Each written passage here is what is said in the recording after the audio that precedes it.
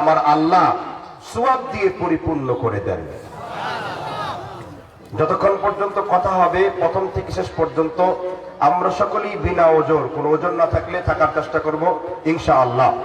সময় যেহেতু সংক্ষিপ্ত তাই আমি আর ভূমিকা লম্বা করব না, আজকে আলোচনা শুরু করতে চাচ্ছি। সকলে একসাথে বলেন আউযু বিল্লাহি মিনাশ শাইতানির রাজীম বিসমিল্লাহির রাহমানির রহিম ওয়াল আসর ইন্নাল ইনসানা লাফী খুসর إلا الذين آمنوا وعملوا الصالحات وتواصوا بالحق وتواصوا بالصبر। আমি আপনাদের সামনে কোরআনুল কারীমের সবথেকে ছোট সূরা সমূহের একটি সূরা, কোন সূরা পাঠ করেছি? সূরা আসর। ইমাম শাফি রাহমাতুল্লাহ আলাইহি তার বিখ্যাত কিতাবুল উলুমে আলোচনা করেছেন, যদি আমার আল্লাহ কোরআনের অন্য কোন সূরা নাজিল না করে কেবল শুধুমাত্র সূরা আসর নাজিল করতেন, এটাই মানব মণ্ডলীর জন্য যথেষ্ট ছিল। সুবহানাল্লাহ। কেননা মহান আল্লাহ এখানে সময়ের কসম খেয়েছেন, ওয়াল আসর, সময়ের কসম। কেন এই সময়ের কসম নিয়ে কথা বলছি? যেহেতু এই আলোচনাটা যুব সমাজের উদ্যোগে, আমি চেষ্টা করব বর্তমান যুবকদের উদ্দেশ্যে কিছু গুরুত্বপূর্ণ কথা বলার জন্য। যুবকদের আইডল বা মডেল কোনটা, বর্তমান যুব সমাজের ধ্বংসের কারণ ও তার প্রতিকার, আমি এই বিষয়গুলো নিয়ে কিছু কথা বলার চেষ্টা করব ইনশাআল্লাহ। সময় হলো মানুষের একটি গুরুত্বপূর্ণ সময়। ইংরেজিতে একটি কথা আছে, time and tide and wait for none, time is very short, art is long. সময় হলো নদীর বহমান স্রোতের মতো, আর আল্লাহ সময়কে, ওয়াক্তকে এত মূল্যবান করেছেন। সময়ের নামে একটি সূরাই আল্লাহ কোরআনে নাজিল করেছেন। সেই সূরার নাম হলো সূরা দাহর, তার আরেক নাম হলো সূরা ইনসান। আল্লাহ বলেছেন, হাল আতা আলাল ইনসানি হিনুন মিনাদ দাহরি লাম ইয়াকুন শাইআন মাযকুরা। হাল আতা আলাল ইনসান, মানুষ কি লক্ষ্য করে দেখে না সে কোন বিষয় ছিল? কিছুদিন পূর্বে সে কোনো কিছুই ছিল না, আমি আল্লাহ রাব্বুল আলামিন তাকে সৃষ্টি করেছি। এজন্য সময়ের ব্যাপারে আল্লাহ রাব্বুল আলামিন বলেছেন, ওয়াল আসর, সময়ের কসম, ইন্নাল ইনসানা লাফী খুসর, মানুষ ক্ষতিগ্রস্তদের অন্তর্ভুক্ত রয়েছে। এজন্য যুব সমাজ, যুবকের জন্য সময়ের মূল্যটা আল্লাহর কাছে বেশি না কম? সময়ের মূল্য আল্লাহর কাছে বেশি না কম? আর যুব সমাজের মধ্যে সবথেকে গুরুত্বপূর্ণ বিষয় হলো বর্তমান যুবক যেভাবে ধ্বংস হচ্ছে। আমি কতগুলো কারণ, পয়েন্ট আপনার সামনে উল্লেখ করব। এক নাম্বার, যুব সমাজ সবথেকে বড় প্রবলেম হলো যুব সমাজের যে তারা আদর্শের মাপকাঠি থেকে সরে এসেছে। এবার আপনাদেরকে বলি, প্রত্যেকটা যুবকের প্রধান আইডল কে হওয়া উচিত? মুহাম্মদ সাল্লাল্লাহু আলাইহি সাল্লাম। কিন্তু যুবকরা তাদের আইডল বানিয়ে নিয়েছে বলিউডের তারকা সালমান খান, শাহরুখ খান, কিংবা বিভিন্ন নায়ক নায়িকা, খেলোয়াড়দেরকে। কিন্তু আমার আল্লাহ শিখালেন, হে যুবক, তোমার আইকন কে হবে, তোমার আইডল কে হবে? কোরআনে এই ওয়াজ আছে না নাই? আল্লাহ রাব্বুল আলামিন কোরআনুল কারীম সূরাতুল আহজাব 21 নম্বর আয়াতের ভিতরে আল্লাহ রাব্বুল আলামিন तमाम পৃথিবীর সব যুবকদেরকে উদ্দেশ্য করে বলেছেন, ও যুবকেরা, তোমার আদর্শ কে হবে? লাকাদ কানা লাকুম ফি রাসূলিল্লাহি উসওয়াতুন হাসানাহ। ও পৃথিবীর ইমানদার, ও পৃথিবীর মুমিন, পৃথিবীর সব যুবকদের জন্য আমি আমার নবী মুহাম্মদ রাসূলুল্লাহকে প্রত্যেকটা যুবকের জন্য, যুবতীর জন্য আদর্শের মাপকাঠি করে আমি দিয়েছি। এই জন্য যুবক, তুমি যে সংস্কৃতি চর্চা করবা, তোমার তাহজিব, তোমার তামুদ্দুন, তোমার সংস্কৃতি, মুসলমানের সংস্কৃতি, কাফিরদের সংস্কৃতি কোন যুবক কখনো গ্রহণ করতে পারে না। জোর বলেন ঠিক না ঠিক? এজন্য চিল্লায় বলেন, আমার আপনার আদর্শকে। কথা বল নাই, বুঝেন নাই? কথা মুহাম্মদ রাসূলুল্লাহ শব্দ নিতে মুখে লজ্জা শরম করছে আপনাদের? আমার আপনার আদর্শ কে? জোরে বলেন কে? সূরাতুল আহজাবের 6 নম্বর আয়াতে আল্লাহ বলেছেন, আন-নাবিয়্যু আউলা বিল মুমিনিন, আল্লাহর নবী হলো ঈমানদারের জন্য কলিজা, আল্লাহর নবী হলো ঈমানদারের জন্য জীবন। বুখারী, মুসলিম, মুত্তাফাকুন আলাইহি, লু'লু ওয়াল মারজান, ফাতহুল বারি, ইমাম ইবনে হাজার আসকালানী, 4 নম্বর ভলিউমের 4020 নম্বর হাদিস। আল্লাহর নবী সাল্লাল্লাহু আলাইহি ওয়াসাল্লাম প্রত্যেকটা যুবকদেরকে লক্ষ্য করে বলেছেন, ও যুবকেরা, ও মুসলমানেরা, লা ইউমিনু আহাদুকুম হাত্তা আকুনা হাব্বা ইলাইহি মিন ওয়ালিদিহি ওয়া ওয়ালাদিহি ওয়ান নাসি আজমাইন। ও যুবক, ও যুবতী, তোমার জীবন, তোমার মরণ, তোমার মা, তোমার বাবা, তোমার বউ, তোমার সন্তান, সবকিছু থেকে ভালোবাসবা আমার নবী মুহাম্মদকেই। ঠিক কিনা বলেন? আমার আপনার জন্য সব থেকে বেশি মহব্বত করবো কার জন্য? মুহাম্মদ। কিন্তু সেই রাসূলের মহব্বত থেকে সরে এসে বিপদগামী হয়ে আমরা কাফেরদের তৈরি করা সংস্কৃতির মধ্যে যুবকরা ঢুকে পড়েছি। এই জন্য একটা যুবশক্তি যদি ইসলামায়ন হয়, তাদের ইমানে, তাদের আমলে, তাদের চেতনায়, তাদের উন্মেষে, তাদের হাত, তাদের মনন, তাদের সত্তায় যদি রসুলের অন্ধ রসুলকে অনুসরণ করতে আপনি যদি পারেন, তাহলেই কেবল একটি যুবক পরিবর্তন হয়ে যাবে। ঠিক না ঠিক? যেমন বর্তমান যুবকেরা আল্লাহর নবীর আদর্শের পরিবর্তে তারা কাফেরদের আদর্শ ধরছে। ঠিক না ঠিক? এই যে সামনে আজকে কয় তারিখ? 8 তারিখ। আর মাত্র 6 দিন পরে একটা উৎসব আসবে, তার নাম কি? Valentine day. ঠিক না? 278 খ্রিস্টাব্দে আল্লাহর রাসূলের জন্মের প্রায় আরো 300-400 বছর আগের ঘটনা এটি।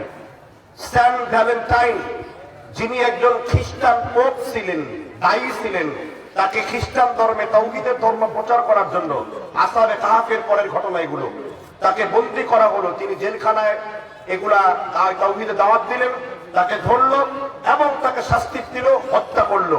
কিন্তু এই অনুষ্ঠানকে কিছু ইহুদি খ্রিস্টানরা বিশ্ব ভালোবাসা দিবস হিসেবে সমাজের মধ্যে মোটিভেটেড করলো। 1886 সালের পরে প্রায় 19 শতাব্দীতে ইংল্যান্ডের পার্লামেন্টে বিশ্ব ভালোবাসা দিবসকে অবৈধ ঘোষণা করা হলো। আর বাংলাদেশের যায় যায় দিন পত্রিকার এবং টেলিভিশন অনুষ্ঠান করেছেন সাংবাদিক শফিক রেহমান। সর্বপ্রথম লাল গোলাপ অনুষ্ঠানের মাধ্যমে বাংলাদেশে 1993 সালের শেষের দিকে এই বিশ্ব ভালোবাসা দিবসকে তিনি উদ্ভাবন করেছে। এই যে যুব সমাজকে বিশ্ব ভালোবাসা দিবসের নামে যে বুলি বড়ি খাওয়ানো হচ্ছে, এগুলা কি বিশ্ব ভালোবাসা দিবস না বিশ্ব বেহায়া দিবস আর ভালোভাবে ভাষার দিবস? ঠিক না ঠিক? একটা রাস্তার কুকুরও এত নিচে নামে না, রাস্তার কুকুরও এত নিচে নামতে পারে না যে নামাজ যুবকরা নামছে। ঠিক না ঠিক? এর কারণ কি? এর কারণ হলো তার কলিজার মধ্যে সব আছে, কিন্তু আমার নবী মুহাম্মদ রাসূলুল্লাহ সাল্লাল্লাহু আলাইহি ওয়াসাল্লামের ভালোবাসা নাই। আমরা ভালোবাসবো, আল্লাহকে ভালোবাসবো, আর আল্লাহ আমাকে ভালোবাসবে। ঠিক না ঠিক? এবার আমরা বললাম, আল্লাহ কোরআনুল কারীমে কি ভালোবাসার কথা নাই? আল্লাহ বললেন, হ্যাঁ, কোরআনুল কারীমে ভালোবাসার কথা আছে। আল্লাহ সূরা বাকারার 165 নম্বর আয়াতে বলেছেন, ওয়া মিনান নাসি মান ইয়াত্তাখিযু মিন দুনিল্লাহি আনদাদান ইউহিব্বুনাহুম কাহুব্বিল্লাহ ওয়াল্লাযীনা আমানু আশাদ্দু হুব্বান লিল্লাহ। আল্লাহ বলেন, ওয়া মিনান নাসি মান ইয়াত্তাখিযু মিন দুনিল্লাহ। ও পৃথিবীর ঈমানদার, ও পৃথিবীর মুমিন, তোমরা যদি কাউকে আল্লাহ ছাড়া কাউকে ভালোবাসো না, ইউহিব্বুনাহুম কাহুব্বিল্লাহ, আল্লাহ ছাড়া কাউকে আল্লাহর মতন ভালোবাসো না। আমার ভালোবাসা আল্লাহর জন্য। মান হাব্বা লিল্লাহি তাআলা, রাসূল বলেছেন ইবনে মাজার বর্ণনায়, মিশকাতের বর্ণনায়, হাদিসটা দাঈফ লি গায়রিহি, আল্লাহর নবী বলেছেন হাব্বা লিল্লাহি তাআলা, কাউকে ভালোবাসো আল্লাহর জন্য ভালোবাসো। ওয়া মান আবগাদা লিল্লাহি তাআলা, কাউকে ঘৃণা করো আল্লাহর জন্য। সূরা ফুরকানের 63 নম্বর আয়াতে, আর আইতা মান ইত্তাখাযা ইলাহাহু হাওয়া, যে ব্যক্তি নিজের প্রবৃত্তিকে ইলার উপর গ্রহণ করেছে, রাসূল দেখবেন কত লোক এমন আছে যে তার প্রবৃত্তিকে, আত্মাকে আল্লাহর উপর গ্রহণ করেছে। এই জন্য আমি বলতে চাই, ভালোবাসা দিবস মানে হলো যৌন সুরসুরি, ভালোবাসা দিবস মানে হলো যৌনতায় ভরপুর, ভালোবাসা দিবস মানে হলো এক শ্রেণীর মাসাঙ্গা যুবকদের উদ্ভট আনন্দ। ভালোবাসা দিবস মানে হলো মেয়েদের পেট উঁচু করার একটা বুদ্ধি। এই জন্য অবিলম্বে বাংলাদেশ সরকারের আইন বিধান পাশ করে এই অশ্লীলতা বন্ধের ব্যাপারে প্রত্যেকটা টেলিভিশন চ্যানেল থেকে আওয়াজ আসা উচিত। ঠিক কিনা বলেন? আর ভালোবাসা দিবসের নামে করছে বিভিন্ন রং তামাশা, সেগুলো কোনো ভালোবাসা দিবস নয়। তুমি ফেসবুকের মেসেঞ্জারে একটা পর নারীর সাথে কথা বলছো, এটাও চেনা হচ্ছে। কারণ রাসূল বলেছেন নির্জনে কোনো নারী আর পুরুষ একসাথে কথা বললে ইল্লা কানা যালিকুহুমা শাইতান, তৃতীয় আরেক প্রকার ব্যক্তি কথা বলে, তার নাম কি? যারা বলেন তার নাম কি? শয়তান। আর সেই শয়তানের খপ্পরে পড়েছো। এখন বলতে পারেন যে হুজুর মনের সাথে মনের ভাব হয়েছে, ইসলামের এত সমস্যা কেন? আমাদের কোনো সমস্যা নাই। আর আমার নবী মুহাম্মদ রাসূলুল্লাহ বলেছেন, কে বলেছেন? আমার নবী মুহাম্মদ রাসূলুল্লাহ। হাদিসটা উল্লেখ করেছে তারগীব ও তারহিব 1210 নম্বরে, মুসনাদে বাজ্জার হাদিস 1444 নম্বর। হাদিসটি মুসান্নাফে আব্দুর রাজ্জাক, ইমামে আব্দুর রাজ্জাক সানাআনী তিনিও বর্ণনা করেছেন। বিশ্বনবী সাল্লাল্লাহু আলাইহি ওয়াসাল্লাম তিনি বলেছেন, ওয়া আন আব্দুল্লাহ ইবনে উমর রাদিয়াল্লাহু আনহু قال قال رسول الله صلى الله عليه وسلم إن الله كاتب على ابن آدم حده من الزنا أدرك ذلك لا محالة فزنا العينين النظر وزنا اللسان المنطق واليدان تزنيان زناه البطش والفم يزني زناه القبل। হাদিস আমি বাংলা বলে ফেললাম, আরবি বলে ফেললাম, এবার বাংলাটা জানা দরকার আছে না নাই? আল্লাহর নবী বলছেন ইন্নাল্লাহা কাতাবা আলা ইবনে আদম, আদম সন্তানের সব যুবক সব যুবতী জেনা বন্ধ করবে না। ফাসিনাল আইনাইনিন নাদারু, ভালোবাসা দিবসের নাম করে তুমি যেই মেয়ের দিকে চোখ দিয়েছো, এই চোখটা তোমার জন্য জেনা রূপে গণ্য হবে। হাতের জেনা হলো মেয়েকে ধরা, পায়ের জেনা হলো মেয়ের জন্য পালন করা, ঠোঁটের জেনা হলো জেনা হলো কোবালু, দুই ঠোঁট দিয়ে কোনো মেয়েকে চুম্বন করা, ঠোঁটের জেনা হলো এটা। ঠিক না ঠিক? আর আমরা ভালোবাসবো মায়ের জন্য সন্তানের ভালোবাসা, সন্তানের জন্য মায়ের ভালোবাসা। আল্লাহর কাছে সেই ভালোবাসার ওয়াজ আছে না নাই? ওয়াকাদা রাব্বুকা আল্লা তা'বুদু ইল্লা ইয়্যাহু ওয়া বিল ওয়ালিদাইনি ইহসানা। আমরা আমার মাকে ভালোবাসবো। ইম্মা ইয়াবলুগান্না ইনদাকাল কিবারা আহাদুহুমা আও কিলাহুমা فلا تقل لهما اف ولا تنهرهما وقل لهما قولا كريما واخفض لهما جناح الذل من الرحمة وقل رب ارحمهما كما ربياني صغيرا। আল্লাহর কোরআনে সেই ভালোবাসার আয়াত আছে না নাই? তোমরা তোমাদের মায়ের সামনে বাবার সামনে তোমার সম্মান, তোমার যত শক্তি আছে সব কিছু উজাড় করে নিংড়িয়ে তুমি তোমার পিতা মাতার সামনে দাঁড়িয়ে যাও। এটা আল্লাহর হুকুমে আছে। এই জন্য আমরা আমার মাকে ভালোবাসি। কিন্তু ওই মেয়েকে তুমি কেন ভালোবাসো? আর আমার আল্লাহ বলেছেন লা তাকরাবুজ জিনা ওয়া লা তাকরাবুজ জিনা ইন্নাহু কানা ফাহিশা। তুমি ব্যভিচারের কাছে যেও না। ব্যভিচার হলো সবথেকে নিকৃষ্টতম অপরাধ। ও যুবক, তোমার চোখকে নিম্নগামী করে দাও। রাসূল বলেছেন ইয়া শাবাবা কুরাইশিন ইহফাযু ফুরুজাকুম ওয়া লা তাজনু। হে কুরাইশের যুবক, হে কুরাইশের যুবতী, তোমরা যদি তোমাদের চোখকে নিচু করতে পারো, লজ্জাস্থানের হেফাজত করতে পারো, আদম আল্লাহুল জান্নাতি, আমি আল্লাহর নবী তোমাকে জান্নাতে নেওয়ার দায়িত্ব আমি নবী নিজের কাঁধের মধ্যে নিয়েছি। সুনানে তিরমিজি খুতবাতুল ঈদাইনের 103 নম্বর হাদিস, হাসান 73। তাহলে সেই ভালোবাসা কোথায় গেল? আরে কোন ভালোবাসা? এই জন্য বলি ইমাম আব্দুল হাক নাসরি রাহমাতুল্লাহ আলাইহি তার কিতাব তাওহীদের মধ্যে উল্লেখ করেছেন, মূর্তি পূজা যেমন শিরক, মাজার পূজা যেমন শিরক, নেতা পূজা যেমন শিরক, কবি পূজা যেমন শিরক, খেলোয়াড় পূজা যেমন শিরক, ভালোবাসা ঠিক ওই রকম মূর্তি পূজার মতোই বড় শিরকের অন্তর্ভুক্ত। কোন যুবক যদি ভালোবাসতে চাও আল্লাহর কারণে ভালোবাসো। কোন মেয়েকে কেউ আল্লাহর কারণে ভালোবাসে না। আল্লাহর কারণে ভালোবাসবে নিজের বৈধ স্ত্রীকে। ঠিক না ঠিক? রাসূল বলেছেন কুব্বালাতু খাদ্দিন, যদি কোন যুবক ভালোবেসে নিজের স্ত্রীকে চুমো খায়, তার সগীরা গুনাহগুলো আল্লাহ মাফ করে দেন, আমলনামায় উত্তম সদকা করার সওয়াব হয়। শুধু তাই না, আল্লাহ কোরআনে বলেছেন নিসাউল লাকুম হাসসুল লাকুম, তোমার স্ত্রী তোমাদের জন্য শস্য ক্ষেত্র। বিশ্বনবী সাল্লাল্লাহু আলাইহি সাল্লাম বলেছেন স্বামী আর স্ত্রী এমন একটা সম্পর্ক যার সাথে স্বামী আর স্ত্রীর কোনো অঙ্গের পর্দা নাই। এই জন্য নিজের স্ত্রীর দিকে তাকালেও সোয়াব আছে না নাই, আর পরনারীর দিকে তাকালে জেনা ব্যভিচার আছে না নাই। তাহলে যেই যুবকরা 14 তারিখ হিসেবে প্রস্তুতি নিয়েছো, এই মুহূর্তে যদি তোমার কলিজায় ঈমান থাকে, ফেসবুক থেকে, মেসেঞ্জার থেকে, টুইটার থেকে ভালোবাসা নামের জিনিসকে চিরতরে মোছানো বিচার ভালোবাসা, এগুলো গায়া দিবস, কার্তিক মাসের কুত্তা দিবসের নাম ভালোবাসা দিবস। আমি একটু সত্য করে কথা বললাম, এর থেকে নিচে নামতে বাধ্য এই জন্য হলাম কারণ এর কোন শরিয়াতে কোনো দলিলের মধ্যে নাই। আল্লাহ তাআলা আমাদের যুব সমাজকে রক্ষা করুন, বলেন আমিন। জি, এবার যুব সমাজের দ্বিতীয় আরেকটি অধপতন, আল্লাহ রাসূল থেকে সরে যাওয়ার দ্বিতীয় আরেকটি অধপতনের কথা আপনার সামনে তুলে ধরবো, সেটাও আপনার জানা উচিত, বলবো কিনা। অনেক যুব সমাজ আছে তাদের হাতের মধ্যে কাফেরদের মতো বয়লা তৈরি করে, বিভিন্ন রকমের মালা করে, বিভিন্ন রকমের চুলগুলোকে খাটো করে, বিভিন্ন রকমের অঙ্গভঙ্গি করে। কিন্তু একবার কি ভেবে দেখা উচিত নয় যে প্রত্যেক যুবকদের আদর্শ হলো মুহাম্মদ রাসূলুল্লাহ সাল্লাল্লাহু আলাইহি ওয়াসাল্লাম। অনেক যুবকরা মেয়েদেরকে পছন্দ করে হাতের মধ্যে উল্কি করে, বিভিন্ন দেশে ট্যাটু লাগায়, স্কিনকে বিভিন্ন রকমের ফানি স্কিন করে নাচানাচি করে। কি করে কিনা জুড়ে বলেন।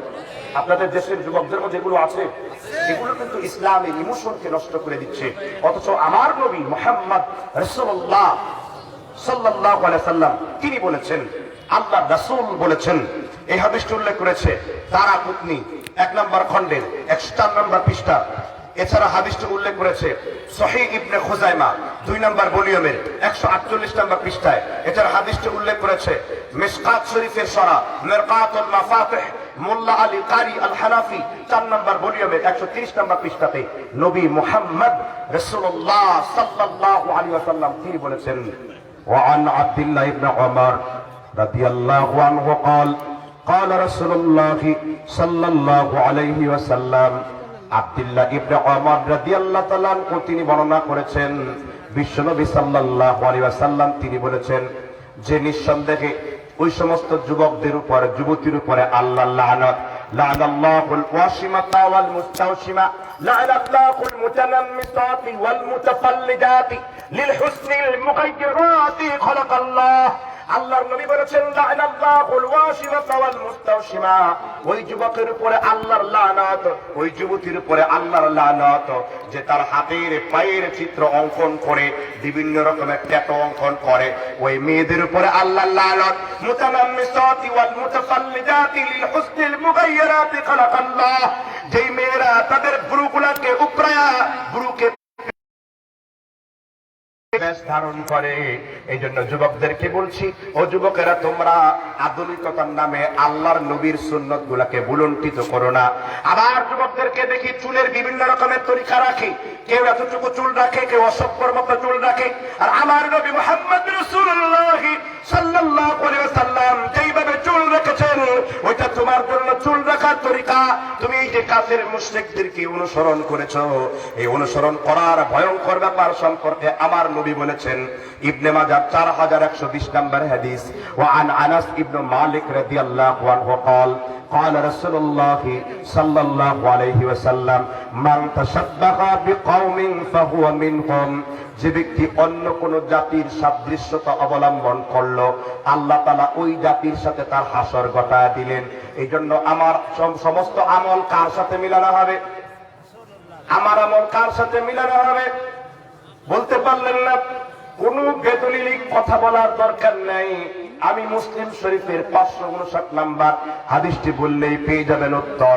ওয়া আন আয়েশা রাদিয়াল্লাহু আনহা قالت قال النبي صلى الله عليه وسلم من عمل عملا ليس عليه امرنا فهو رد, মানুষের আমলটাকে মিলানো হবে আমার নবী মুহাম্মদ রাসূলুল্লাহ সাল্লাল্লাহু আলাইহি ওয়াসাল্লামের সাথে। এইজন্য যুবকদেরকে বলছি, যুবকরা অপসংস্কৃতি থেকে বের হয়ে যাও। কি পারবে তো ইনশাআল্লাহ? আবার বর্তমান যুবকদের মধ্যে এটা গেল একটা পয়েন্ট, কাফের মুশরিকদের অনুসরণ করা। বর্তমান যুবকদের মধ্যে আরেকটা বড় সমস্যা হলো তারা এখন আবার বিভিন্ন কাফেরদের তৈরি করা গেমস গুলা মোবাইলের মধ্যে নিয়ে খেলা শুরু করেছে। কেউ পাবজি গেম খেলেছে, কেউ দাবার গেম খেলেছে, কেউ গুটির গেম খেলেছে। আপনার এলাকার অনেক যুবকেরা রাতের পর রাত জেগে এইরকম খেলা অনুষ্ঠানের মধ্যে আছে না নাই? মোবাইল সংস্কৃতি যুবকদের ধ্বংসের অন্যতম আরেকটি কারণ হলো মোবাইল সংস্কৃতি।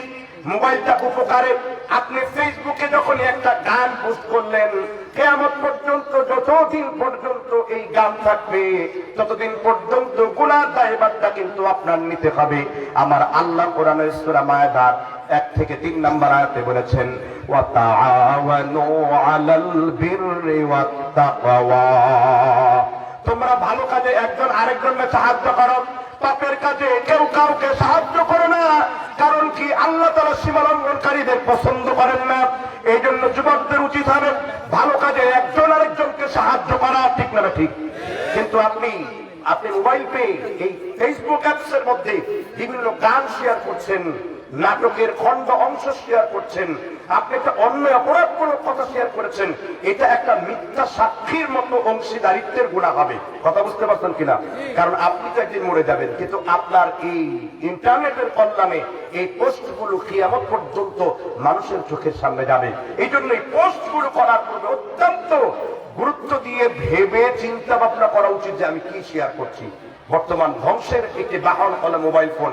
আবার বর্তমান যুবকদের উৎপীড়নের একটি বাহক হলো মোবাইল ফোন।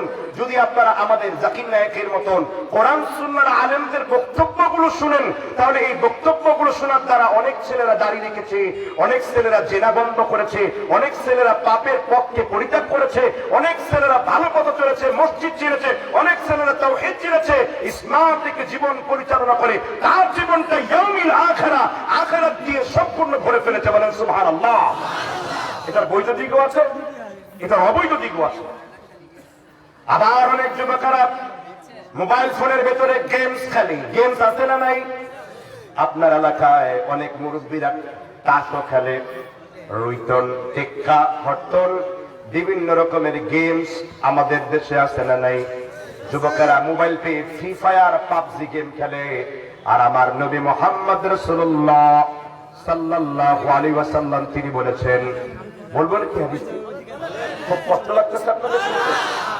আল্লাহর নবী বলেন, মাল্লা ইবানাত আও নারশিরিন আও নারশিরাত ওয়াল কাম্মার, কোন যুবক যদি গুটির খেলা, দাবার খেলা, পাশার খেলা কিংবা কোন রকম গুটি দাবা পেশা গ্রামের খেলা খেলল, আল্লাহর নবী বলেছেন কালকিনি আকাদাল্লাহ মাল খিনজিরি, সেজন্য শুকরের গোশত ভক্ষণ করলো।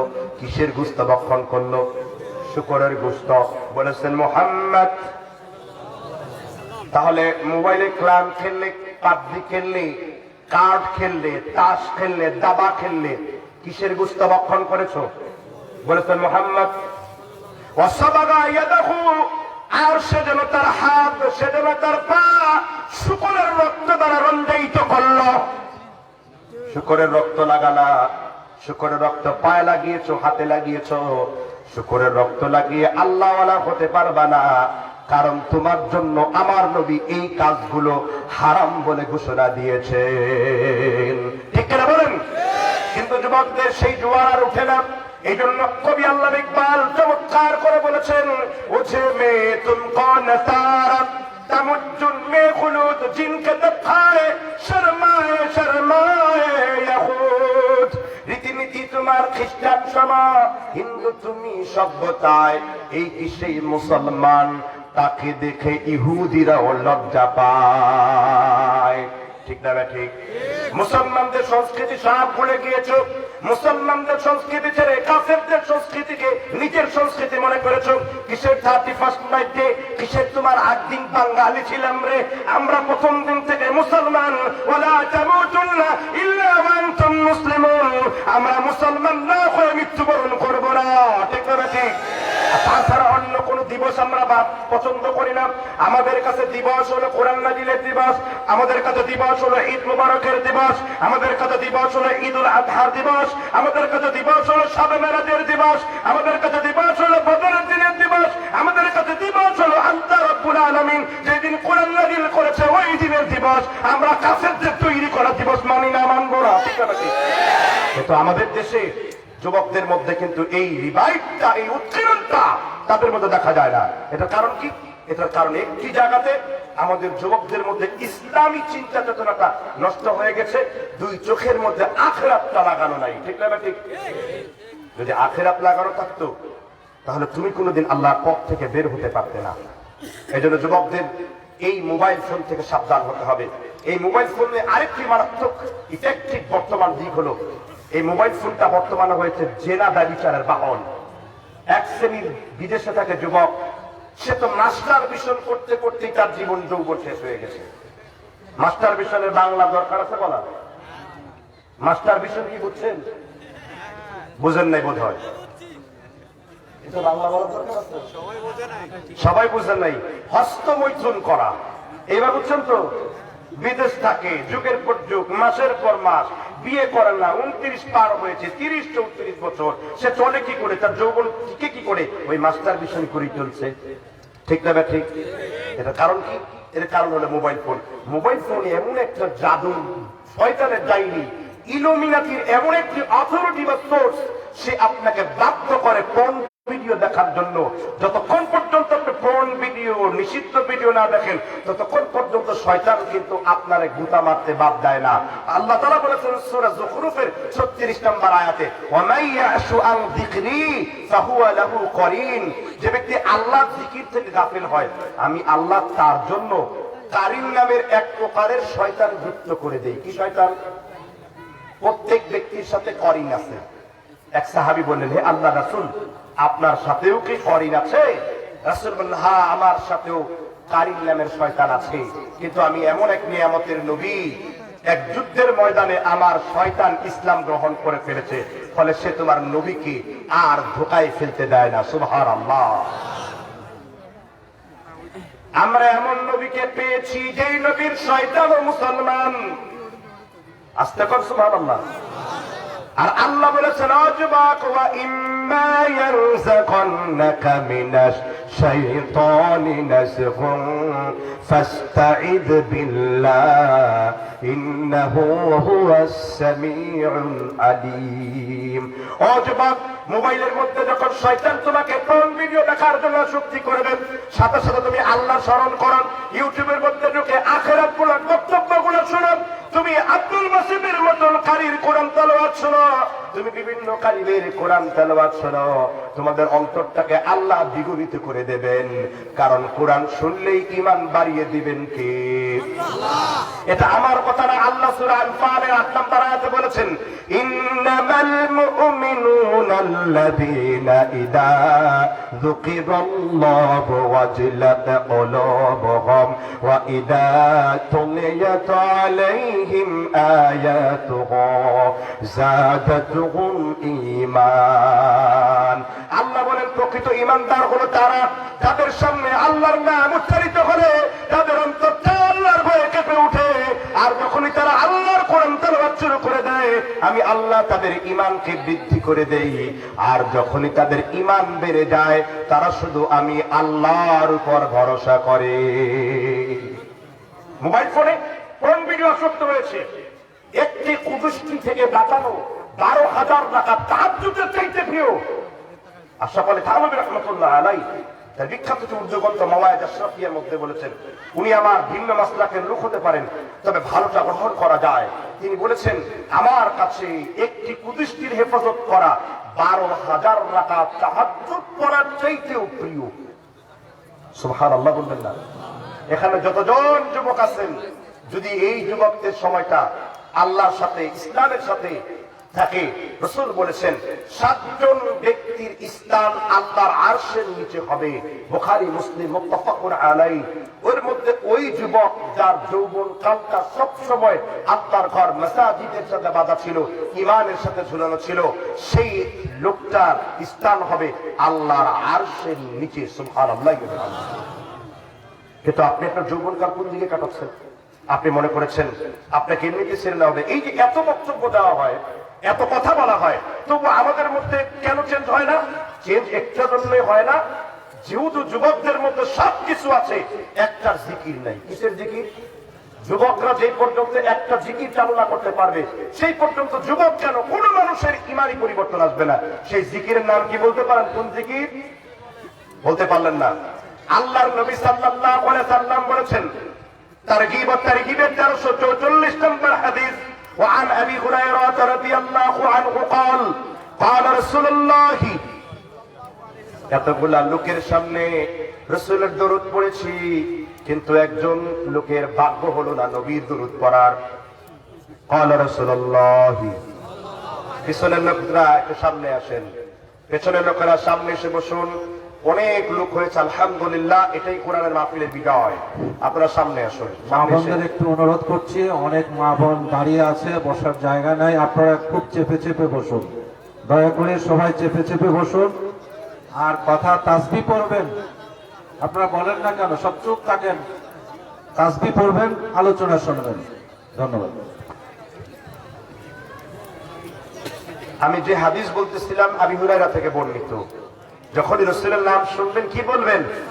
আসলে আমাদের দেশে এটা না হওয়ার কারণ আছে। আমার দেশের লোকেরা দরুদ মনে করে, ইয়া মুহাম্মদ প্যারা নবী আসনির আলা, ইয়া মুহাম্মদ মুজতবা নবী সাল্লাল্লাহু আলা, তোমার নামে যা হয় জগত উজালা, ইয়া মুহাম্মদ প্যারা নবী আসনির আলা।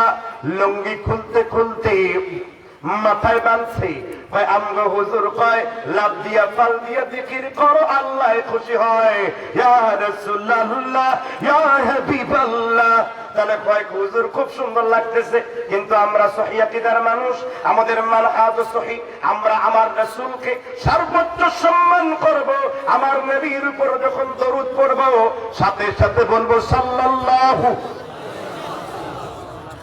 এবার আমার নবী বলেছেন, আকসিরুদ যিকর হাদিমিল লাদ্দাতি ইয়ানি আল মাউত। আল্লাহর নবী বলেছেন, ও যুবক, বেশি বেশি মৃত্যুর জিকির করো। কিসের জিকির? মৃত্যুর জিকির। মৃত্যুর জিকির করলে তোমার অন্তরকে প্রশান্তি করে দেবেন কে? আল্লাহর নবী মসজিদে নববীতে বসা। মুসলিম শরীফ বাবে ওফাতুন নবী হাদিস নাম্বার 4093 নাম্বার। আল্লাহর নবী বসে আছেন, একজন সাহাবা বললেন, ইয়া হাবিবাল্লাহ ইয়া রাসূলুল্লাহ, আমরা একজন নেতাকে অনুসরণ করে চলি। রাসূল বলেছেন, ইবাদাতিন ওয়াজতিহাদিন, তোমার নেতার ইবাদত সাধনা কেমন? তুমি কাইফা যিকরু সাহিবুকুম লিল মাউতা, তোমার নেতাকে, তোমার অনুসারীকে, তোমার লোককে কি কখনো মৃত্যুর জিকির করতে দেখেছো, মৃত্যুর স্মরণ করতে দেখেছো? কাইফা যিকরু সাহিবুকুম লিল মাউতা, তোমার নেতা কি মৃত্যুর জিকির করে নাকি? এবার সাহাবীগণ বলল, লাইসা রাসূলুল্লাহ ক্বালা মা নাসমাউহু ইয়াযকুরুহু, আমরা তো কখনো তাকে মৃত্যুর কথা স্মরণ করতে দেখি না, মৃত্যু নিয়ে কোনো বক্তব্য দিতে দেখি না, মৃত্যু নিয়ে কোনো কথাই আমি বলতে শুনি না। এবার রাসূল বলেছেন, লাইসা সাহিবুকুম হুনাকা, যে ব্যক্তি মৃত্যুর জিকির নিয়মিত না করবে, ওই ব্যক্তি আল্লাহওয়ালা কোনোদিন হতে পারবে না। লাইসা সাহিবুকুম হুনাকা, মৃত্যুর জিকির নেই। এই জন্য যুবকদের ইবাদত পাইতে গেলে কোন আইন দিয়ে, আদালত দিয়ে, শাস্তি দিয়ে কাউকে এখানে ফিরিয়ে আনা যাবে না। একমাত্র পরকালীন চিন্তা চেতনাই যুবকদের হলো মূল হাতিয়ার। ঠিক না ঠিক? হ্যাঁ, রাসূল এই জন্য বলেছেন, বুখারী মুসলিম মুত্তাফাকুন আলাইহি, লু'লু ওয়াল মারজানের 220 নম্বর হাদিস, ওয়া আন আবি হুরায়রা রাদিয়াল্লাহু আনহু قال قال رسول الله صلى الله عليه وسلم لا يتمنى احدكم الموت, তোমাদের মধ্যে কোন ব্যক্তি যেন মৃত্যুর তামান্না না করে, মৃত্যুর আকাঙ্ক্ষা না করে। যেমন অনেকে বলে, আল্লাহ আমার মরণ দাও, মরণ দাও, আপনার চোখে দেখো, আমার কি চোখে দেখো না? আর আমার নবী বলেছেন, লা ইয়াতামান্না আহাদুকুমুল মাউত, তোমাদের মধ্যে কোন ব্যক্তি যেন মৃত্যুর জিকির, মৃত্যুর কামনা না করে। ওয়া ইন্না মুহসিনান ফালাআল্লাহু আইয়াসদাদা খায়রান, কারণ তুমি যদি বেশি দিন হায়াত পাও, তাহলে তুমি বেশি বেশি ইবাদত করার সুযোগ আল্লাহর কাছে পাবে। সুবহানাল্লাহ বলেন। কিন্তু যুবকরা মৃত্যুর তামান্না এটা তো নাই, মৃত্যুর তো ভয় নাই। মানুষকে সর্বশেষ ধোঁকা দেয়, তার নাম কি? শয়তান। 10 লক্ষ হাদিসের মুহাদ্দিস ইমাম আহমেদ ইবনু হাম্বল রাহমাতুল্লাহ আলাইহি, ইমাম হাম্বল, তিনি মৃত্যুর সাকরাতুল মাউত শেষ স্টেজে চলে এসেছেন। তার পুত্র আব্দুল্লাহ তার নিকট বসে আছেন। ইমাম হাম্বলের ছেলে ইমাম আব্দুল্লাহ ওই যুগের বিখ্যাত মুহাদ্দিস ছিলেন। কি নাম বলেছেন? ইমাম আব্দুল্লাহ। তখন ইমাম হাম্বল তিনি বারবার বলছিলেন যে লা বা'দা, লা বা'দা, লা বা'দা, এখনই নয়, এখনই নয়, এখনই নয়। আবার তার জ্ঞান ফিরে এসেছে। আব্দুল্লাহ জিজ্ঞেস করলেন, আপনি আঙ্গুলি দিয়ে 3 বার বললেন লা বা'দা, লা বা'দা, লা বা'দা, এখনই নয়, এখনই নয়, কারণ কি? ইমাম হাম্বল বললেন, সর্বশেষ শয়তান আমার সামনে উপস্থিত হয়ে বলল, হে ইমাম হাম্বল, তুমি তো আমাদের হাত থেকে ফসকে বের হয়ে গেলে। ইমাম হাম্বল অত্যন্ত ধীর ইমানের সাথে বলেছে, যেই পর্যন্ত আমার রূহ, আমার কাল্ব এখান থেকে বের না হয়েছে, সেই পর্যন্ত শয়তান তোর সাথে আমার এই যুদ্ধ চলছে এবং চলবে। আল্লাহ তা'বুদুশ শাইতান ইন্নাহু লাকুম আদুউম মুবিন, তোমরা একমাত্র আল্লাহর ইবাদত করো, গোলামি করো, আর শয়তানের পদাঙ্ক অনুসরণ করো না। এবার শয়তান ইমাম হাম্বলের বক্তব্য শুনে দূর থেকে কেঁদে বলল, ইমাম হাম্বল হাত থেকে ফসকে বের হয়ে গেল। এই জন্য আমার ভাইরা, কোন সেকেন্ডে তোমার মৃত্যু হবে তুমি কি জানো নাকি? এটা এখানে কেউ জানা আছে? আল্লাহর নবী সাল্লাল্লাহু আলাইহি ওয়াসাল্লাম তিনি বলেছেন, বুখারী, মুসলিম, আবু দাউদ, নাসাঈ, ইবনে মাজাহ, দারাকুতনি, মুসান্নাফে আব্দুর রাজ্জাক, মুসান্নাফে আবি শায়বা, মুসান্নাফে মুসনাদ বাদ্দার, মুজাবুল কাবীর তাবারানী, 3344 নম্বর হাদিস, প্রায় 19টি কিতাবে হাদিসটি রয়েছে। রাসূলুল্লাহ সাল্লাল্লাহু আলাইহি ওয়াসাল্লাম তিনি বলেছেন, ইন্নামাল আ'মালু বিল খাওয়াতিম, মানুষের শেষ কাজের উপরে তার ফয়সালা নির্ভর করবে। তুমি যদি ওয়াকম্যান লাগানো অবস্থায়, হেডফোন লাগানো অবস্থায় গান শুনতে মরে যাও, ওই গান শোনা অবস্থায় তোমাকে কিয়ামতের দিন আমার আল্লাহ উঠাবেন এবং তুমি গান শুনতে শুনতে জাহান্নামের মধ্যে চলে যাবে। আর যে ব্যক্তি লড়াই করবে, যুদ্ধ করবে, লড়াই করবে, সে ব্যক্তি তরবারি হাতে নিয়ে দৌড়াতে থাকবে, তার শরীরে রক্ত বের হবে, তার সাদা জামাটা একেবারে লাল হয়ে যাবে।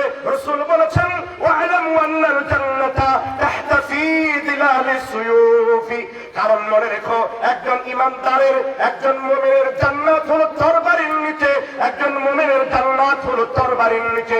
রাসূল বলেছেন, তোমার জান্নাত মায়ের পায়ের নিচে, আর আমার জান্নাত, ওয়া'লামু আন্নাল জান্নাতা তাহতা ফি দিলালিস সুয়ুফি, আর আমার জান্নাতটাকে আমার আল্লাহ তরবারির নিচে রেখেছেন। ওয়া ইসতামা বাইনা ইয়াদাই সাআতি কাদিল তাহতারুহি, কিয়ামত পর্যন্ত আমার আল্লাহ এই বল্লমের নিচে নিজেকে দিয়েছেন, বল্লমের নিচে নিজেকে দিয়ে তোমার নবীকে পাঠিয়েছেন। তোমার নবী মানে বিশ্ব নবী, তোমার নবী মানে সবথেকে শক্তিশালী। আমার নবী যখন জুমার খুতবা দিতেন, তার চেহারা জালিমের জানার মতো লাল হয়ে যেত। আমার নবী যখন জুমার খুতবা দিতেন, তার চেহারাটা কঠিন হয়ে যেত, যাতে লোকেরা বলতে পারে আমার নবী হলেন সেই নবী আশিদ্দা আলাল কুফফারি, কাফিরদের উপর অনেক কঠোর ছিলেন, আর মুমিনের জন্য একমাত্র ডিমের চাইতে কোমল ছিলেন। একটু জোরে আওয়াজ লাগায় বলেন সুবহানাল্লাহ। তাহলে আপনি সেই চরিত্রের অধিকারী হতে হবে। আপনার মধ্যে অবশ্যই মৃত্যুর কামনা থাকতে হবে, তবে সেই মৃত্যু কোনো কাপুরুষের মৃত্যু নয়, কোন নাস্তিকের মৃত্যু নয়, আল্লাহ দ্রোহিতা গৈরুল্লাহ পূজা করে মৃত্যু নয়, মাজার পূজা করে মৃত্যু নয়। আপনি যখন হজ করতে যে মারা যায় তাদের নিয়ত সহি আছে, ইন্নামাল আ'মালু বিল খাওয়াতিম, মানুষের শেষ কাজের উপরে তার ফয়সালা নির্ভর করবে বলেছে মুহাম্মদ। তখনই হাজি হেরাম বেঁধে বলবে, লাব্বাইক আল্লাহুম্মা লাব্বাইক, লাব্বাইক লা শারীকা লাকা লাব্বাইক, ইন্নাল হামদা ওয়া নি'মাতা লাকা ওয়াল মুলক, লাব্বাইক লা শারীকা লাকা লাব্বাইক। সুবহানাল্লাহ কইবেন না? এজন্য যুবকদেরকে আমি মেসেজ দিচ্ছি, আজকের এই খুতবা, এই বিবৃতি, এই বক্তব্যের মাধ্যমে অবশ্যই তোমাকে এই মোবাইলের ফোন থেকে ফিরতে গেলে তোমাকে মৃত্যুর স্মরণ করতে হবে। কিসের স্মরণ? রাসূলের শ্রেষ্ঠ জামাতার নাম কি? রাসূলের জামাতার নাম আবু বকর। বুঝে মুরব্বী ভুলে ফেলেছে, শরম দেওয়ার দরকার নেই। আলী, রাসূলের শ্রেষ্ঠ জামাতার নাম কি? আলী। কিন্তু কথাটা সঠিক নয়। যদি আলী শ্রেষ্ঠ জামাতা হতেন, তাহলে আলীর নাম আগে আসতো, উসমানের নামটা। রাসূলের শ্রেষ্ঠ জামাতা ছিল কি? উসমান রাদিয়াল্লাহু তাআলা। কতটা দয়ালু সাহাবা, তাকে মারার জন্য শত্রু রেডি করা, জামাত হলো, তখন তার সঙ্গীরা জিজ্ঞাসা করলেন, ওসমান আপনি কি তার পিছনে নামাজ পড়বেন? ওসমান বললেন, মানুষের সর্বশ্রেষ্ঠ খায়রুল আমাল হলো সালাত পড়া। আহসানু মাহুম, তুমি যদি কাউকে ভালো কাজ করতে দেখো তুমি তার সাথে ভালো কাজ করো, তুমি যদি কাউকে খারাপ কাজ করতে দেখো তার থেকে বর্জন করো। সে আমাকে মারুক তাই করুক, সে নামাজ পড়াচ্ছে, আমি তার পিছনে নামাজ আদায় করব। সুবহানাল্লাহ বললেন। সেই ওসমান রাদিয়াল্লাহু তাআলা আনহুর কি আমল ছিল, তিনি কিন্তু হাসরের কথা শুনে কাঁদতেন না, তিনি কিন্তু জাহান্নামের কথা শুনে কাঁদতেন না, কিন্তু তিনি কবরের কথা শুনলে কাঁদতে কাঁদতে তার দাড়িগুলো ভিজে যেত। কারণ কবর হলো ইমিগ্রেশন কাউন্টার। আপনারা যখন এয়ারপোর্টে যান, আপনার পাসপোর্ট, আপনার আইডি, আপনার পুরো শরীরে সার্চ হয়, এটা যদি সঠিক হয় আপনি ওখানে বসতে পারেন। এরপরে এয়ারলাইন্সে আপনি বিমানের টিকিট কেটে আপনি সেখানে লাইন ধরে সারিবদ্ধ হয়ে উপরের দিকে উঠতে পারেন, তাই না? তদ্রূপ ভাবে আপনি যদি কবরের জিন্দেগিতে উত্তীর্ণ হন, আপনি সব জিন্দেগিতে উত্তীর্ণ হবেন, ঠিক না? নবী সাল্লাল্লাহু আলাইহি ওয়াসাল্লামের বেশিরভাগ সাহাবা, 100-র মধ্যে 90 জন সাহাবা যুবক বয়সে মারা গেছেন। খুব অল্প সংখ্যক সাহাবাই অল্প দিন বেঁচে ছিলেন, কারণ তাদের চোখের মধ্যে একটি জিনিস ছিল ইয়াউমিল আখিরা, আখিরাতের জন্য নিজের জীবনকে তৈরি করা। আর আমার বর্তমান চোখের মধ্যে একটি জৌলস রয়েছে, হয় কারো জিনার জৌলস, হয় মাথার মধ্যে খালি দুনিয়াটা মস্ত বড় খাও দাও আর ফুর্তি করো। একটা রাস্তার কীট পশুর চাই ছাড়তে জীবনের সাথে বর্তমান অনেক যুবকের জীবনের কোনো পার্থক্য নেই। একটা প্রাণীও খায়, আপনিও খান, একটা প্রাণীও তার কি বলে এটাকে হাজত পূরণ করে টয়লেটে দিয়ে, আপনিও করেন। আপনি পশ্চিম দিকে কোনোদিন আচার খান না, আপনার জিহাদের কথা শুনলে ইমানের তামান্না উঠে না, কোরআনের কথা শুনলে ইসলামের হৃদয়ে বিগলিত হয় না, রাসূলুল্লাহর কথা শুনলে তার জন্য নিজের জীবন মরণ কাঁদে না। তাহলে বুঝতে পারি একটি বিষয় সুস্পষ্ট করে যে আমরা সব করছি কিন্তু ইমানের উপর বলিয়ান থাকতে পারছি না, ঠিক কিনা বলেন? এদের যুব সমাজকে যদি আমরা এখান থেকে ফিরিয়ে আনতে না পারি, তাহলে আমি একটা কথা আপনাদেরকে সুস্পষ্ট করে বলতে চাই, এই যুবকদের দিয়ে কোনো লাভ আল্লাহর কাছে নাই, ঠিক না? ঠিক। কিন্তু এতগুলো যুবকের মধ্যে একটা যুবক আমি চাই, যেই যুবক হবে প্রকৃত সালাফি, যার ব্যাপারে ইমাম শাফি গর্ব করেছেন, ইদা রাআইতা রাজুলান মিন আহলিল হাদিস ফাকান্নামা রাআইতা an-নাবিয়্য সাল্লাল্লাহু আলাইহি ওয়াসাল্লাম হাজ্জা। আমি যখন কোন একজন হাদিসের অনুসারীকে দেখি, আমি জানো আমার আল্লাহর নবীকে আমার সামনে দেখি। কিতাবুল আশরাফ ওয়া আসহাবিল হাদিস 4 নম্বর পৃষ্ঠায় খতিব বাগদাদী রাহমাতুল্লাহ আলাইহি উল্লেখ করেছেন, আমি যখন কোন আহলে হাদিসকে দেখি মনে হয় যেন আমি আমার নবীকে জীবিত দেখি। এখন যেই যুবক টাকনোর নিচে কাপড় পরে, যেই যুবক টাকনোর নিচে কাপড় পরিধান করে, যেই যুবক দাড়ি কাটে, তাকে দেখা আল্লাহর নবীকে দেখা নয়, তাকে দেখা ইবলিসকে চামুন্ডাকেই দেখা। এজন্য তুমি যদি নিজেকে প্রকৃত আহলে হাদিস দাবি করো যুবক, এই একটি মাত্র পথ, এই একটি মাত্র গন্তব্য, এই একটি মাত্র বিপ্লব, এই একটি মাত্র মানহাজ তোমাকে আনতে পারে, ফিরে আনতে পারে বসন্ত একটা চিত্তের মধ্যে। কারণ তোমার কাতার হবে 4টি, নবিয়্যিন, সিদ্দিকিন, শুহাদা, সালিহিন ওয়া হাসুনা উলাইকা রাফিকা। নবীদের কাতার, শহীদদের কাতার, সিদ্দিকদের কাতার, শুহাদাদের কাতার। নবীদের কাতারে তুমি যেতে পারবে না, সিদ্দিকের কাতারে তুমি যেতে পারবে না, তবে শুহাদার কাতারে তুমি যেতে পারবে, সালিহিনদের কাতারে তুমি যেতে পারবে। এই জন্য যুবকদের মোবাইল ফোন থেকে এই সমস্ত জিনিসগুলো থেকে বের হয়ে আসা উচিত কিনা জুড়ে বলেন? আমাদের প্রত্যেকটা যুবককে প্রত্যেক দিন 100 বারের বেশি তওবা করা উচিত, 100 বারের বেশি তওবা সম্পর্কে যাত্রা করা উচিত। রাসূল বলেছেন, ইন্নী আতুবু ফিল ইয়াউমি মিয়াতা মাররাতান, আমি আল্লাহ রাসূল 100 বারের বেশি তওবা করি। এখানে অনেক যুবক আছেন একবার তওবা করেছেন, এরকম যুবককে ফিরেই পাওয়া যায় না। তার ভাবখানা দেখে মনে হয় এমন তার এই যুবক চিরকাল থাকবে, তার চোখের জন্য চিরকাল থাকবে, তার হৃদয়ের জন্য চিরকাল থাকবে।